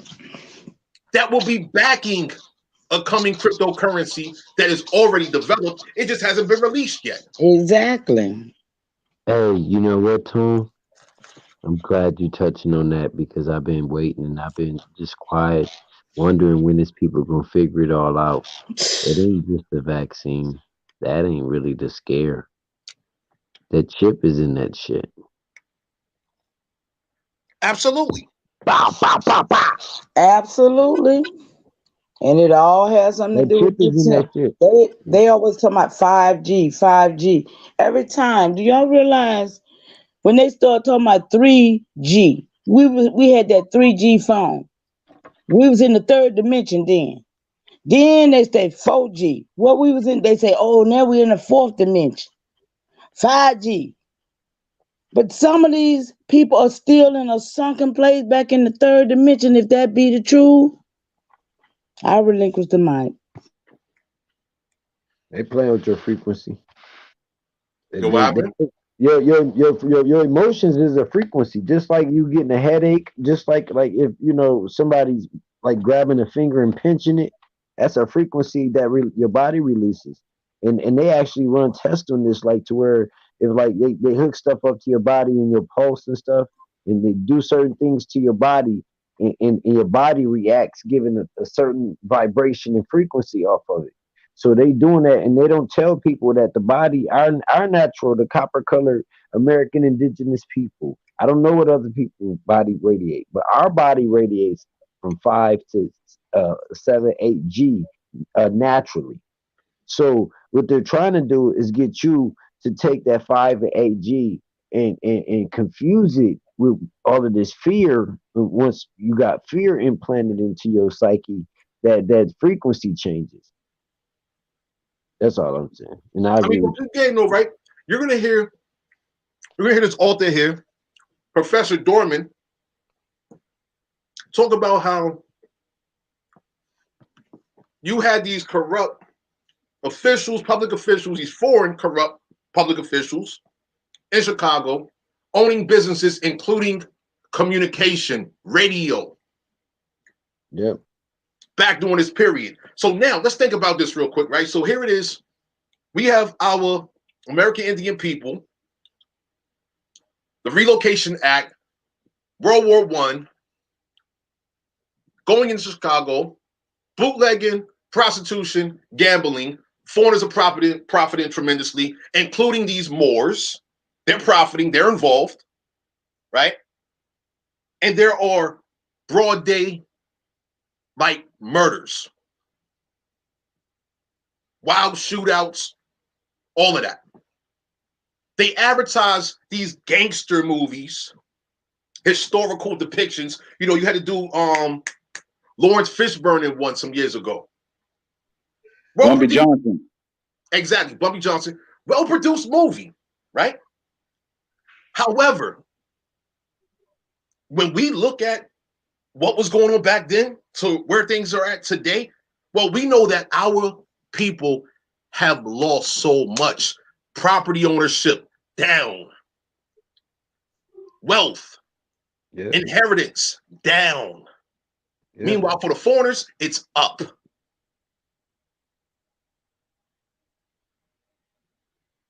And that as far as, go ahead, Mama G. That in itself should be an obvious problem. That should be this right here should be a whole red alert for all of our people. But unfortunately, these hidden colors have our people under heavy hypnosis. Throughout all of this media situation, all of this political situations, all this entertainment, everything, our people have been literally rocked into a deep sleep, talking about they woke. You had this dude Tariq Nasheed a couple weeks ago talking about if you could trace your people to 1870, then 10 times out of 10 you were an Aboriginal American, foundational black. Yo, hold up, dude. What? That was a He part of said, it. The Renaissance is still going. he said, yo, It's not good. we have to control the narrative. Yo, straight up and down. If you're not talking about our American people, the over 1,040 nations of the Americas, the true Aboriginal, Indigenous, Autochthonous nations of this land, and what the descendants have experienced, what the people have experienced, what these nations have experienced from the point of initial colonization, the invasion. If you're not talking about how we can secure ourselves on all levels, and I mean not just our people, but our land. Like I said earlier, scorched earth policy, right? Yo, if you're not talking about this, you don't need to be controlling any narrative, period. Not our narrative. Absolutely not our narrative, because obviously our narrative has already been controlled. But we're looking at here, this author, yeah. Install. Yo, so I can't hear you. What do you say? Said it being controlled and stole. Absolutely. Absolutely. So let's get back into this video. Pardon me from over here smashing. I've been eating since like wild early today. Let's get back into it. Yeah, here we go. He had a group of Capone's gangsters who machine gunned down the Black Challenger to one of the Thompson machine politicians in broad daylight on election day. That's what led to this investigation of the machine that indicted both DePriest and his kind of rival named Dan Jackson. Dan Jackson, some of you might know the name because Dan Jackson managed Unity Hall. It was Dan Jackson who had hired Claude Green. Okay? So Jackson and DePriest, Jackson was the king of gamblers on the South Side. DePriest was kind of the chief person who was collecting kickbacks to get protection. Can someone mute, please? Oh, is it clear? Is the audio clear? Take that as a yes. Let's continue. And they were working together, but also rivals. Okay, so the reason why that is so significant, though, this indictment of Congressman-elect DePriest, is that he's elected in the fall of 28, at the very moment, right, when he's posing with the Prophet at the first annual convention. So the Prophet is very close, or is literally in between DePriest and Louis B. Anderson. I'll show this picture again. This is DePriest. This is Louis B. Anderson. They're both aldermen. This is Aaron Payne L., brother of Clarence Payne L., who becomes the physician who oversees the Prophet's treatment. So he's in the middle of these very elite Chicago political figures at the very moment when the Thompson machine is crumbling. And it's crumbling because of the violence and because of these indictments. And from what I've heard from some Moors, these politicians and elite figures were also trying to either take over the movement or try to get a bigger share of the profits. And that's how people, some people at least, explain the schism and the beef with Claude Green. And that part about the schism is hearsay, but to me, I think it makes sense. I'd be interested what other people think about that. I want to pause it right there real quick, right? So he's showing this Emperor Samuel Insull, right? Now I want y'all to see something down here on the bottom of the page. right? On the bottom of the screen, it's on the website also, that he's showing here. It says Thomas Alva Edison was the president of 11 companies worth $3 billion, about $45 billion today. He was the chairman of 65 more companies and a director of another 85.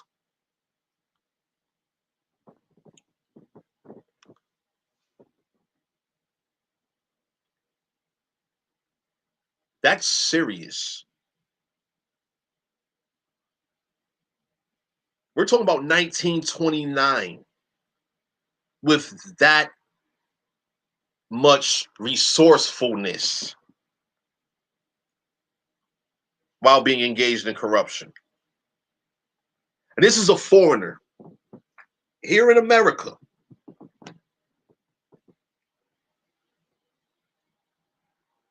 That's this wealthy. Hey, Once Tom, again, I just want to say this, right, Porter? I want to hear what you're saying, but I just want to keep this in the mind of the people, right? Everyone listening. Look right. at the condition of our American people in Chicago. I will just say in Illinois, period, today, what we saw this year, 2020. And with the so-called president from up there for 2 terms. Hold on, say what? Who's that? That Obama was from Chicago, Oh, right? Out of that area, supposed to be for 2 terms, and it didn't get no better, and it still ain't got no better.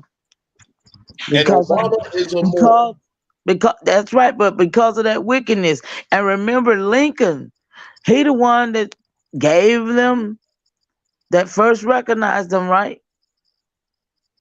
no, it was it was Was it Washington well, I that mean first Washington. recognized. Okay, Washington. Yeah, they first Now gave them.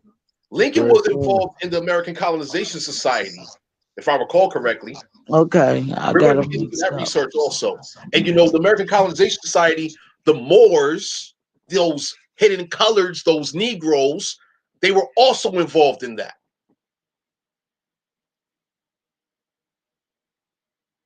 So this is a really dynamic situation here. Was that Joseph that was that had a comment? Yeah, I was saying, I was gonna say, I bet any kind of money if you look this man up, if he quote unquote grew up as a kid out here in America, I guarantee you he was a poor motherfucker. Excuse my language. Oh, you talking about the Samuel Insull? Yes, sir. Huh. That's good research and definitely needs to be done.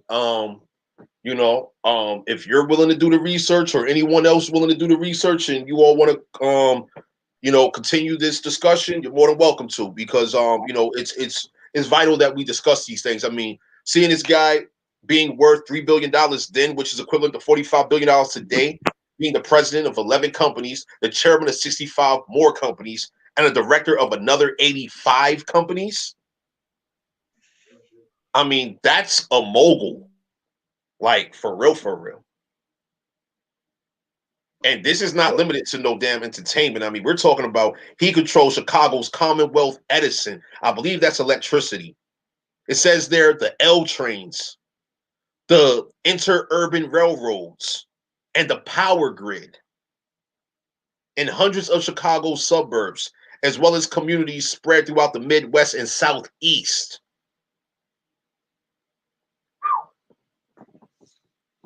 And this guy was engaged. He was involved in corruption, right? Yo, we're going to continue with the video. Then one of the really powerful figures behind the scenes is Emperor Samuel Insull. No one's heard of him that I've ever met. But Insull was the single most powerful businessman in the 1920s in the United States. He controlled Commonwealth Edison, the L trains, the interurban railroads, and the power grids for hundreds of Chicago suburbs. He was president of 11 companies, chairman of 65, and director of another 85. He also was the chief corrupter of politicians in America. Chief corrupter of politicians in the United States. He said America, but we're going to be clear. We need to at all times be clear. America is the continent. The United States is the corporation operating, doing business in North America. A portion of North America, by the way. No, Hold yeah. on, let me say something. Yeah, go for it. More like United States just has a couple offices across the land. Oh my goodness, yo. They just said, yo, Zo. That sounds like a super demon's name, right?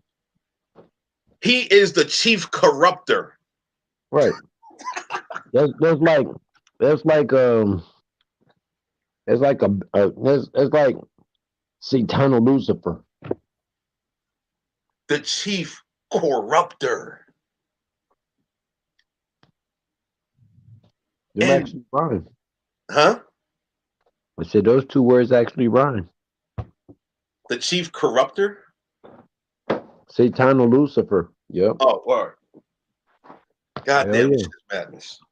The chief corrupter, right? Let's keep that in mind as we proceed. Let's go. So in 1926, he backed this candidate for Senate from Illinois named Frank Smith.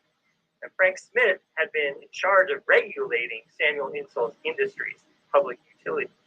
And so the Senate refused to seat Frank Smith because they feared that he was not, as one senator put it, not the senator from Illinois, but the senator from Insull. So there was this immediate precedent that said, if you had a politician who was known to be corrupt, that politician might not be seated in Congress. Then 28 happened, and Oscar Priest is elected, but he's under indictment. This is why I believe that the internal disputes within the Moorish Science Temple in 28 and 29 were so dangerous to the reigning political machine. And the reason being that they threatened the legitimacy of Oscar de Priest, right? That he might not be able to take that seat in Congress if he was tied into the corruption scheme of Samuel Insull, which was run through Unity Hall. It was Samuel Insull had purchased Unity Hall for Oscar de Priest. Dan Jackson was managing Unity Hall for Samuel Insull. So it was Insull who was behind the scenes at Unity Hall. So when Oscar de Priest was killed, my bad. When Claude Green was killed within Unity Hall, it must have set off all these alarm bells within Insull's machine and within the city's machine. I want to pause it right there just for clarity. What he's referencing to as Union Hall, that was the location for the Moorish Science Temple of America in Chicago. Because it was at this critical moment in between the election of Oscar de Priest in the fall of 20 and the seating of Oscar de Priest in the winter. All right, and here's more detail about Insull and behind the scenes. I thought this was just incredible. It says, a wonderful program to him. It's a cartoon. This is the front page of the Chicago Defender. And you see it says, right next to it, most noble Drew Lee is laid to rest. So the very day that they're announcing the burial of the Holy Prophet Noble Drew Lee, the Chicago Defender runs a front page editorial cartoon. What does it say? It says, do as I tell you, and these dollars are yours. I'm going to pause it right there.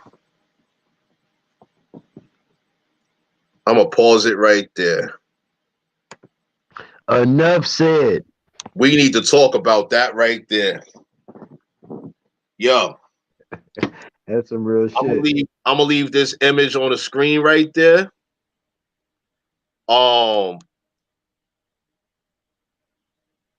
Let me see if I can pull it up over here so we can really take a close look at that. That's in Gallery 2 on the website. Gallery 2. Here we go. Explain to people, the new people that's in the chat that might not know what you're talking about the website and where the first one is. Okay. Give me 1 second. I'm just pulling everything up right now. Right. I'm about to step on the balcony again. Okay, so yeah.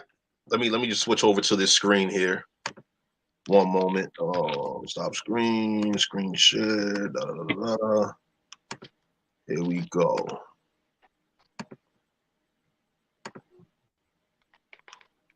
Yes, and we're right there. All righty, that should be shown on the screen now. We have the image blown up that was just shown in the video. Where this is a depiction of the insult guy that the author was just speaking about in the video, where insult he was put on the cover of the Chicago Defender. It said a wonderful program to him, as you see. Then on the right, it says, most noble Drew Ali is laid to rest. Followers mourn at Beer of Leader. I've never seen that word, B-I-E-R of leader. And then it says on the left, do as I tell you, and these dollars are yours. Do as I tell you, and the dollars be yours. That's what's coming through that music right there. That's actually a record player. You see, it's a what do they call it? What do they call it? Phonogram or some shit? Yeah, it's a phonogram. It's a phonogram record player. Yep. You couldn't DJ on that, huh? Yep. You couldn't be a mix master. You couldn't be Grandmaster J on that one. Nah, that bitch had a real needle. Yo, what do you think about that though? Do as I tell you, and these dollars are yours. And we're talking about, what year is this? I don't know what year. Walter Brister. It had to be like 1928 to 1931, up in that time period. When after he became. You mean after he became the person that he is? Because before then, 1821, he was working for Thomas Edison, bro. I'm doing the research right now. No, I'm talking about Noble Drew Ali. This picture right here, this newspaper article is about 1930. Yeah. It's after Noble Drew Ali died. It's saying it right there, like he was laid to rest. So after he died. Yeah, that's 1930. That's in Chicago. That's 2 years after. That's 2 years after he had MSTA set up over there at Unity Hall, right? Yeah, they figured out how much money he was getting and what he was doing on the side. They set him up for the whammy. He said, do as I tell you, and these dollars are yours. So I guess, damn. Yo, they ain't got no. Yo, I told you. See, I be telling these Moors, the foreigners ain't got no love for him. We're trying to tell them. It says it right here. Do as I tell you, and these dollars are yours, right? So ain't that what we call a snitch bond today? Absolutely. Rats for the cheese. Facts. God damn. Rats for the cheese, B. God damn. Yeah, I'm about to step outside, blow smoke again. Give me 1 moment while I load this thing back up so I can listen to y'all. So on top of that, that's also, you got to look at how the Moors played a part of the policing system coming into motherfucking America, and they were the motherfucking, we call them a rat. I don't give a fuck, you a colored motherfucker with a badge, nigga. You telling on us you're a rat. What you say, Zo? Rats for the cheese getting caught in the trap, huh? Yeah, rats for the cheese getting caught in the trap. That's real rat. Man, this is bad, man. And like, yo, you know what I mean? That's what I'm saying, right? You know, the author, he started off saying, you know, hold on, my bad. Let me get this thing adjusted real quick. I'll step out here.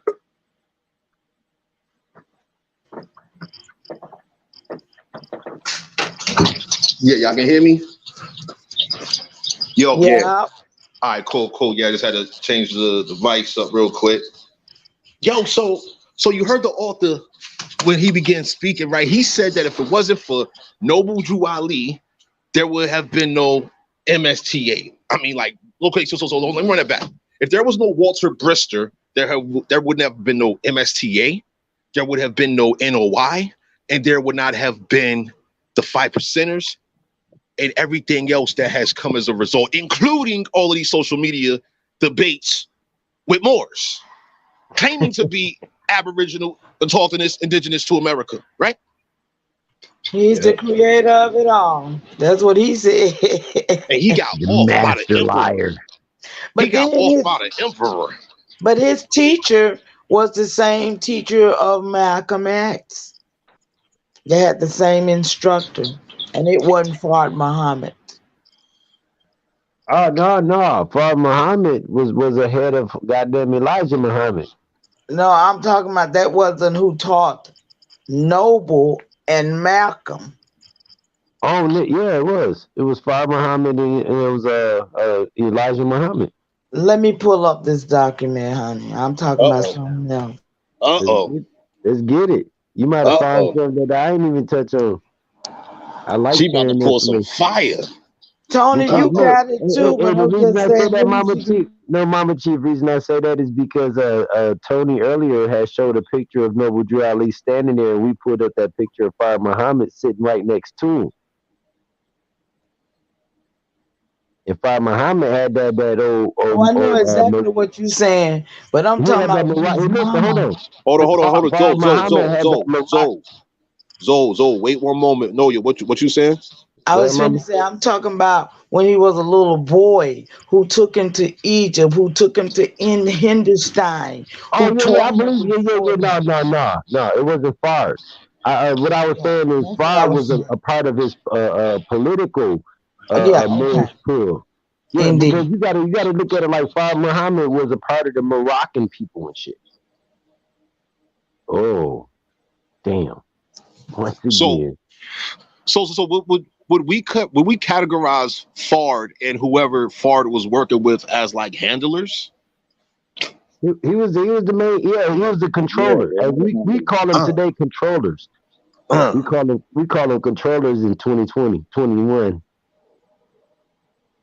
The controllers, the nigga Fard. That's why he was sitting. Remember, I said he was sitting to the left, and you pulled that picture up, and there was that nigga Fard Muhammad sitting right there on the front row.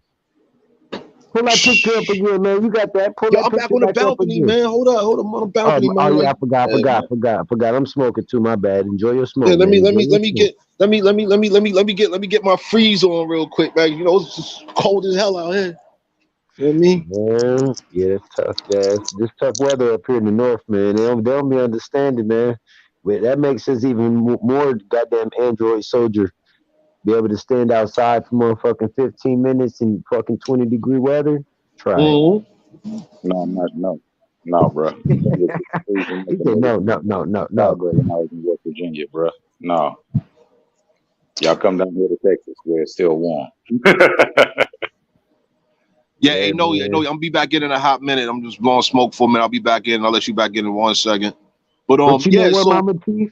She got to spawn up. She keep on getting blocked. She keep on getting knocked out of the thing. But she got knocked out. Yeah. So, damn. I mean, I don't understand why these people who consider themselves to be Moors, they haven't done this level of investigation. I mean, here it is. You have this author here, a professor who took the time, 18 years he dedicated to lining this up. And he has another book that deals with the Black Israelites. It's called The Chosen People. And so I don't understand why, you know what I'm saying? I mean, it's like we have people that just like to follow or something, man. Like just susceptible to anything foreign. I mean, bro, look, a lot of our people can't follow instructions, bro. I'm gonna be very honest. A lot of our people cannot follow instructions, bro. Hey, look, I'm gonna be 100 with you. Like I told everybody, you know what I'm saying? I didn't do this stuff, you know what I'm saying, before I, just was like, wait a minute, let me go talk to my peoples, you know what I'm saying? And then found out what was really good. You know what I'm saying? I went through the steps, bro, and I bought one of these Moorish books. You know what I'm saying? Where they trying to teach the history and all of this stuff.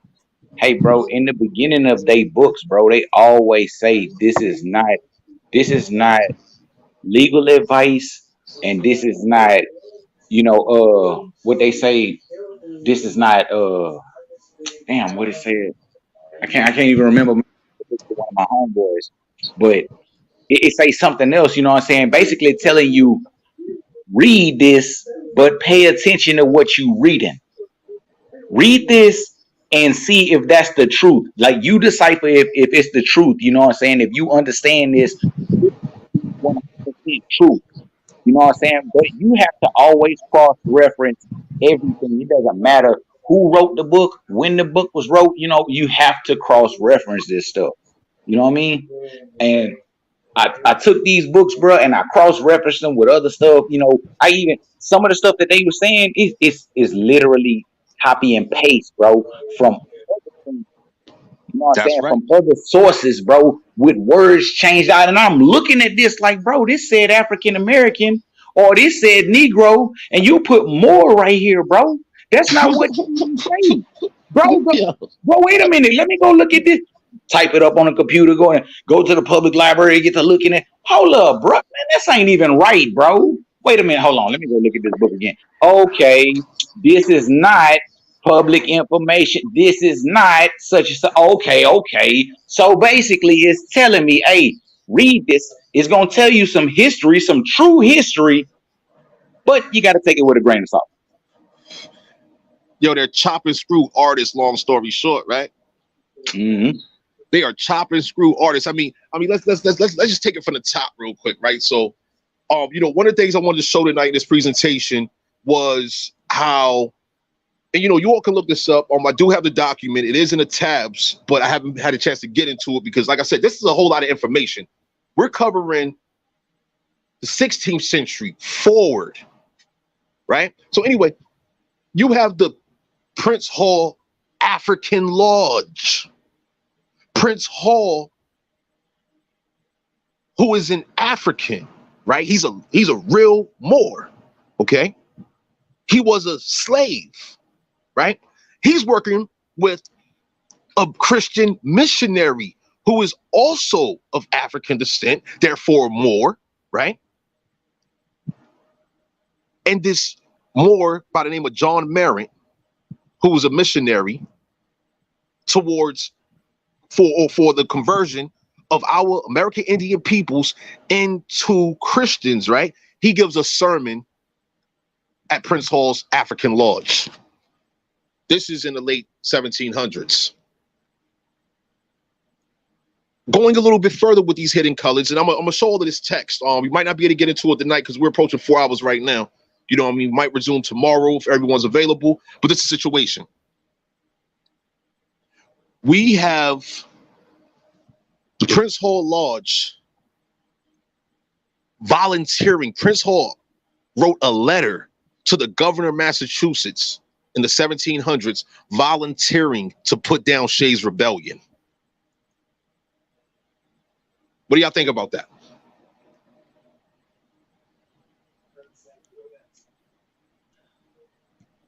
The hell? Can you hear me?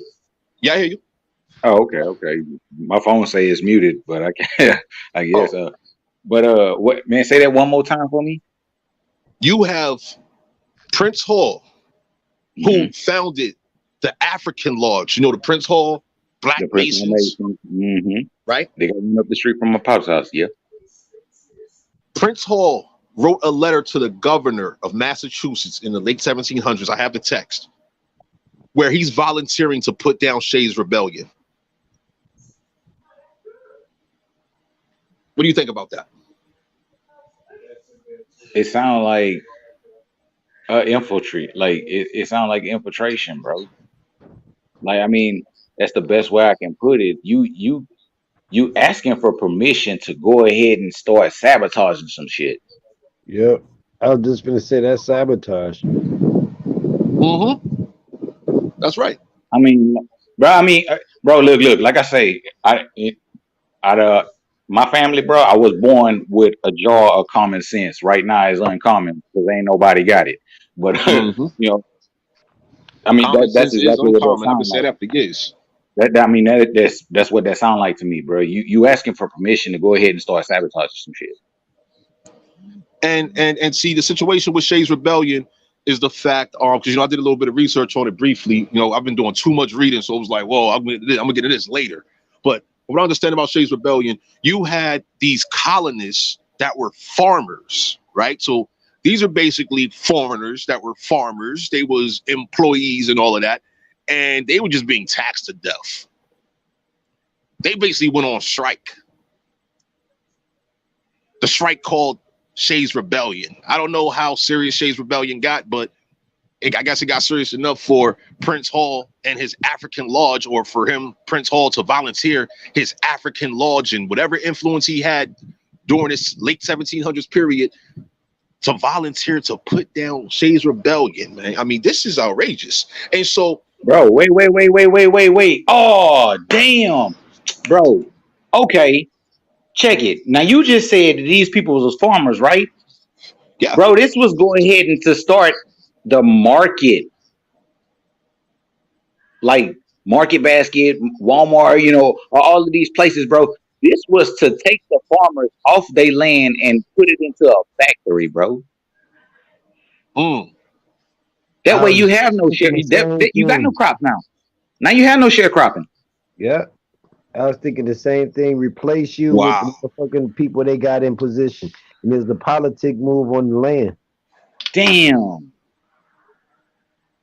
And the Prince Hall himself wrote a letter to the governor of Massachusetts volunteering to put down this rebellion.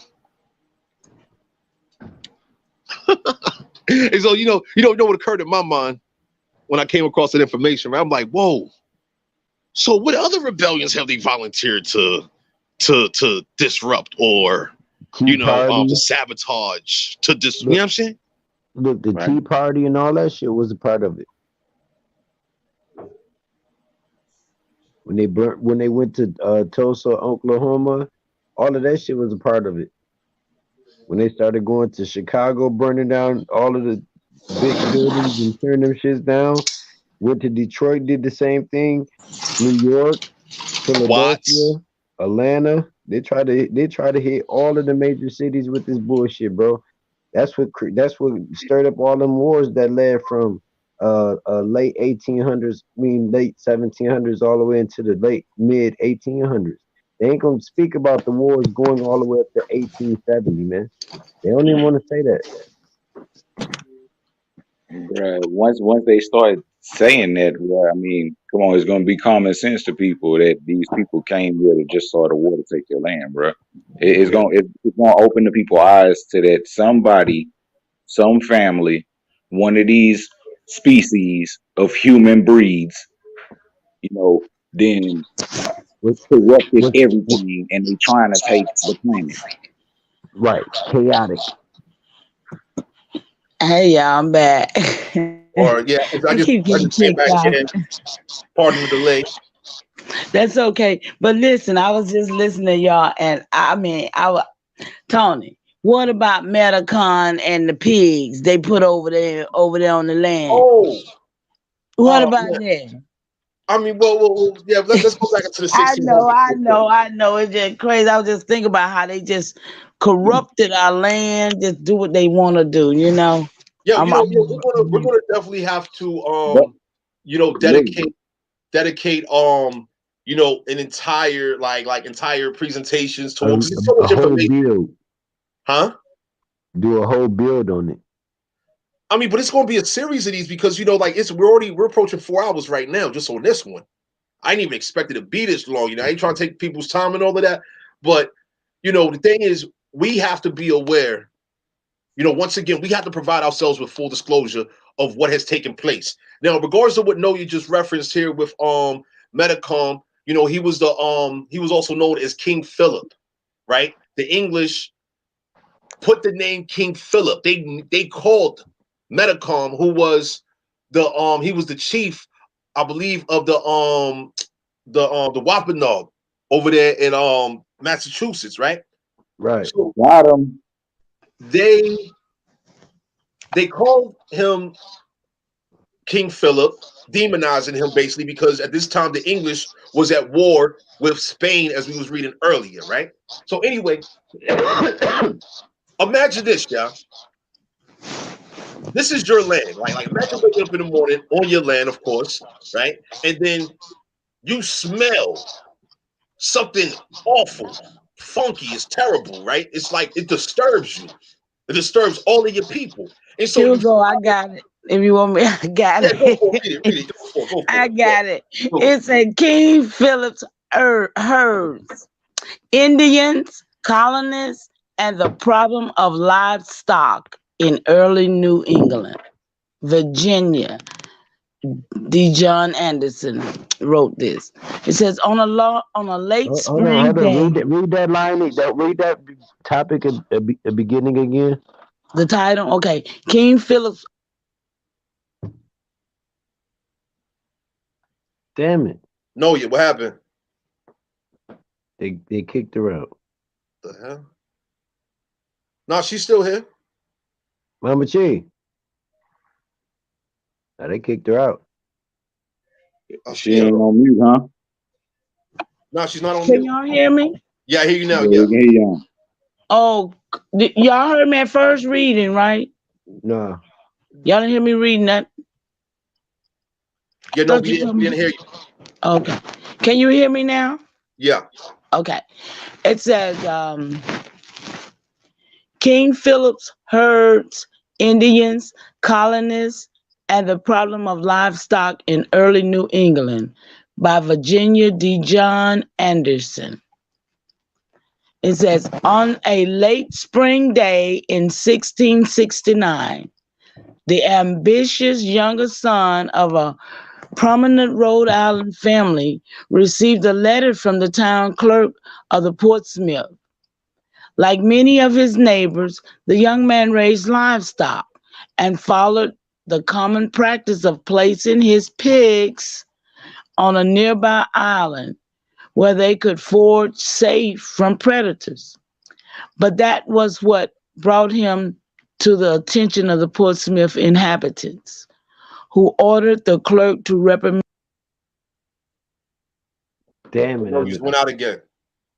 I knew that was gonna happen, bro. I was hoping she can go all the way. They censoring that shit. They must don't want me to read that, y'all. We're gonna have to put that in the back chat for y'all to read it yourself, I guess. Cause they keep kicking me out. Cut off. Look, you said my name so many times, they got me in the algorithm. Yeah, that's already. They algorithm me. Hey, I'm back. This the whole situation right here, right? So basically, a lot has happened that these foreigners have not informed us of.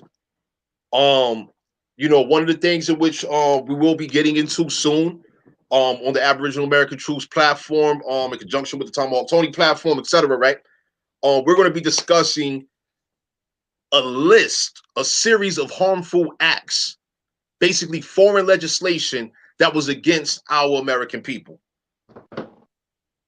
Same way there are harmful acts taking place right now, like new bills. Like, I mean, every year, as New Year approaches and even New Year's night, I've encouraged people to look up local legislation because there is some filth in it.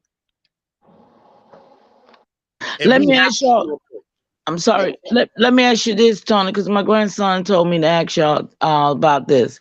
Mm-hmm. What do you think about them withholding mail from prisoners? They can't send mail out and they can't receive mail. That's a federal act. My grandson, he asked me to see is that any rights that they are violating on him. That's federal. So they don't even mail out, won't give a mail or nothing. They can't do nothing but get a postcard. Wow. Yeah, that's some federal shit. They violating federal law. They can't have They can't go to the library. They can't get no books in with pictures.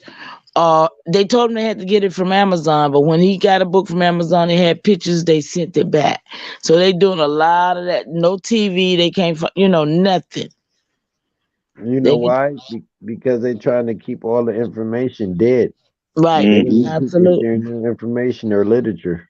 Absolutely. Yeah. I mean, see, the situation is this: the people need to be informed so they can provide assistance to our people that's incarcerated. You know what I'm Mm-hmm. saying? Early this year, I looked at the legal definition of protest, right? That's Yeah. illegal filing. It's not Not for walking nothing. outside, yelling Mm-hmm. out "No justice, no peace," fuck the police, and then you lay down in the street. No, that ain't it. That's not a Uh, protest. that's man. A real protest is a legal action. That's right.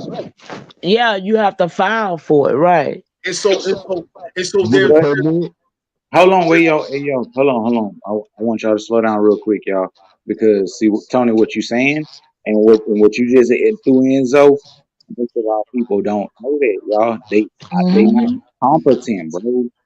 A lot of our people, and I say this, and I hope our people understand this. When I say they can't read, I'm not talking about the words that's in the sentence. They They can't read cannot between the comprehend. They lines. do not know what these words mean. Can't read between the line of what's going on because these are spells being cast. And These and that, people, yeah. these people, I don't mean to cut you off, Mama Chief. No These more. people I'm sit not. up there and they tell y'all that they doing a protest and they show people walking up and down the street. Now our people see things and they figure that's the name of it. That's what it is. They said this and that's what it is, but they won't go and open the book to find that. They won't read that. I mean, we have to have people to break this stuff down, and I've been saying that for a while, man. Well, this is exactly what I have developed platforms for, is so that we can provide quality information to our people. You know what I'm saying? And this is for the people, our people, to provide information to ourselves, because these hidden colors and everybody else, they haven't done it, and we can expect them to do it at all. Been working on it hard. Been working on it hard to get it done. Bruh, I Okay, mean, so what I I don't, do I is don't. I'm sorry, Mama Chief. Go ahead. No, that wasn't me. That wasn't me. that was Oh, me. oh, my bad. So I go was ahead. going to say something real quick. I was going to say, well, what I do is explain. A protest is a legal action that you file with the city, county clerk, or one of the magistrate courts, and you get a permit to do it. And it's actually a legal action that you do behind a protest. You are actually going to do some type of legal action or legal filing towards something, which means that it has a purpose. So when these people do the Black Lives Matter protest, their legal action and protest was towards something legit. And it had nothing to do with them standing around and yelling with all these outfits on. So that's just for the people. Go ahead. Yo, I just pulled up the legal definition. I posted this on the Aboriginal American Truths um page early this year. Well, yeah, 2020, when all of this civil unrest activity was taking place, because that's the definition of what was really going on, was civil unrest. Right Yep. now, the situation is this. Where are we at? So they do have the definition. Usually organized public demonstration of disapproval. However, the true purpose or true definition of a protest, right? Where's it at? Where are we at? Come on. Da, da, da, da, da. Yo, where is it? They got this shit camouflage. Come on. If, shit, if See, I you know off don't, the top of my head, but I want to read it. but if you don't sometime screenshot a copy or make copies of stuff, they change this stuff every day, y'all. Y'all better know. They Oh be yeah, changing. I'm familiar. I'm Look, definitely they be familiar. changing. Here it is. I got it. Hey, Here's Black's Law. whoa. Here's Black's Law. Okay. Now, let me bring it up on the screen as well. Give me one moment here. All right, application window. Here we go. Yeah, we're going to Black's Law Dictionary now. So you see here, and this is a reference to second edition of Black's Law. It says, what is protest? A formal declaration made by a person interested or concerned in some act about to be done or already done. And in relation thereto, whereby he expresses his dissent or disapproval, or affirms the act to be done against his will or convictions, the object being generally to save some right which would be lost to him if his implied assent could be made out, or to exonerate himself from some responsibility which would attach to him unless he expressly negatived his assent to or voluntary participation in the act. So basically, a protest is your disapproval, your disapproval. You do not approve of something that either has happened or is about to happen, and you file this. This is a legal filing, as it says here, a formal declaration, not an affidavit. This is a declaration. And so, in regards to what you just referenced a moment ago, Noya, right? So we are aware that this act is already done dealing with your grandson that's incarcerated. Whereas he and other inmates, I imagine, are not receiving their mail. That's mail tampering. I can't recall the exact federal citation or reference to that, but that can be sourced. That's taking place and other violations of an inmate's rights. So basically, what needs to happen is people need to identify what things in law pertaining, beginning with the inmates' rights, going into what these private facilities are able to do and what they're not able to do based on law. And what they are doing and what they are not doing to our Exactly. relatives, because like I spoke to the lieutenant and I asked her, well, ma'am, let me ask you, how many American Indians do you have incarcerated? She say, I'm not sure of that. I said, well, I'm telling you, you have him and others. She scrambled through the paperwork. Well, this says he's black, and I said that's because of the color of law and what y'all put us under, you know. And I told him, I said, I'm gonna need you to stop saying you are black. That's what we need to make sure our people understand. Stop naming yourself these titles that ties you to something else. I relinquish the mic. It's not too many of them in there that don't know that these people are American Indians. My cousin, when he was locked up before he died, when he told me, he came home and he told me he had a lady that was in there. It was they was teaching some school he had to go to. I guess it was a church school or something like that. No, he was getting his GED in there. That's what he was doing. And he said this lady that was his teacher was a Cherokee. And she would always come and speak Cherokee to him, told him she knew he was Cherokee. Yeah, there needs to be a lot more of that. Now, do you Mhm. think, excuse me, do you think just like, I run across people all the time and I ask them, do you know you know who you is and stuff. Some do and some look at me like I'm stupid. But at the same time, do you think just like those people know that they're Cherokee or know that they have Indian in them, that these crackers know as well? Absolutely, they do. Yeah, they do know. They do know when they like a lot of like when they see me, they don't talk to me. Not now that I'm actually dressing the part and I'm wearing my heritage. When they see me, whether I'm at work, whether I'm at home, whether I'm going to the store, when they see me, they don't talk to me. If they do come and talk to me, they ask me a couple of questions. They want to know certain things. I'll let them know certain things, but I want to know why you want to know. No doubt. That's why, because I'm tired of people playing with us, bro. I want to know why you want to know. We're not playing this game no more. That's the truth. And we got to get our people on point, man. We got this 2021 situation. You know what I mean? And what is it that we want to happen? You know But what I but mean? but but but but but but excuse me. We got Uh-huh. this 2021 situation, and most of the people, I'm gonna say a lot of the people, don't even know that there was Agenda 2021 and there's a damn Agenda 31. And I'm talking about Biden just told these people, Al Sharpton them, that they will not be in existence in 20 more years from now. Now, what are we gonna do about it? Like I asked some crackers over there, what we supposed to do about our generation, y'all?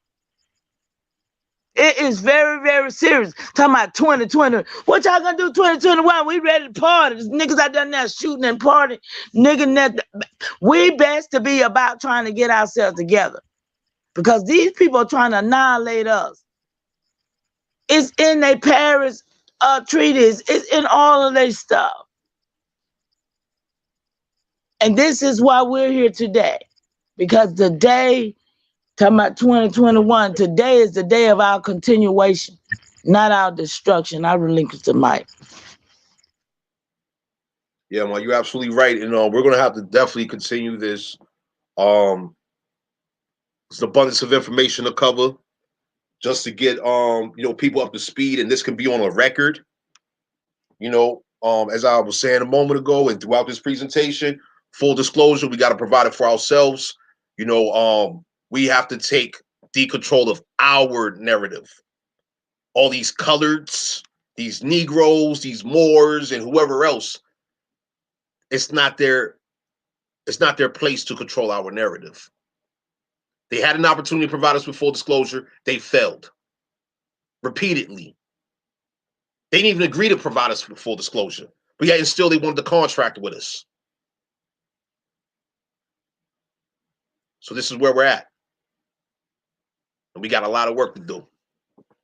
Yo, Zoe, Joseph, and Noya, I'll go ahead and let y'all close, because we're definitely gonna have to continue this. Hey, yo, I just wanted to tell y'all, man, if y'all gonna read, y'all get y'all dictionary. Make sure y'all know what y'all reading. Cross-reference everything. Hey, love yourself, love your people. Hey, the fight is on. For real, for real. And I just say I love everybody. I miss y'all. Anybody that know me, they call me Mama Chi. Love you, peace, love. No, we ain't doing no more damn pieces, y'all. Listen, be strong, and I'll see you on the other side. No doubt. Hey, Zoe, you want to say anything before we out?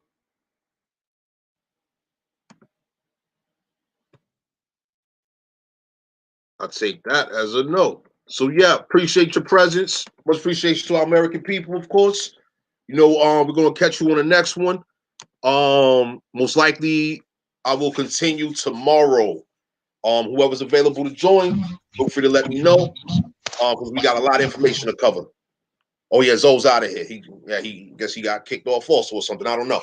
But yeah, to everyone that watched this presentation with us, and receive this information, feel free to send us an email if you have any questions or utilize the social media communication options. Comment. If you enjoyed this presentation and you think this information is important, definitely inform your peoples about it. Get the information to your people. Conduct research together. You know what I mean? Will more read? I'm not sure what time. What we will do is schedule it in advance. You know what I'm saying? So there'll be a notification on the Aboriginal American Troops Facebook page, as well as on the Tomahawk Tony YouTube channels. We also have the Aboriginal American Troops YouTube channel. So, yeah, we're going to definitely have the notification active. You know what I mean? Subscribe to the channel if you are not receiving notifications from those channels. But yeah, we will schedule the next presentation, which will be continuing this one. I have a lot of information to share. Noya has that much more information to share. And yeah, this is what we got to do. I'm all about awareness. Awareness is fundamental for preparedness. So absolutely stay safe, stay healthy, stay strong. Self-preservation is a must. Keep in mind, the foreigners have thoroughly documented, as I have shown, their intention is to exterminate, annihilate, to make our American people extinct as they progress and advance with their colonization scheme. These hidden coloreds, they are complicit. And we cannot be foolish about this at all. So Tara, I appreciate your presence as well. Thank you for the information you're sharing here. You know what I mean? Definitely, we're going to get this to know you. And we're definitely going to speak about this and try to make some preparations so that we can be of service to our people and continue being of service to our American peoples. Yo, Joseph, I think this is our first time having an interaction. Definitely appreciate your presence and everything you Already. shared this evening. Sure, for sure. Same here, bro. All right, no doubt. Yo, if you're available tomorrow, definitely look forward to your presence again, all right? All right. Absolutely, I'll be good. Peace.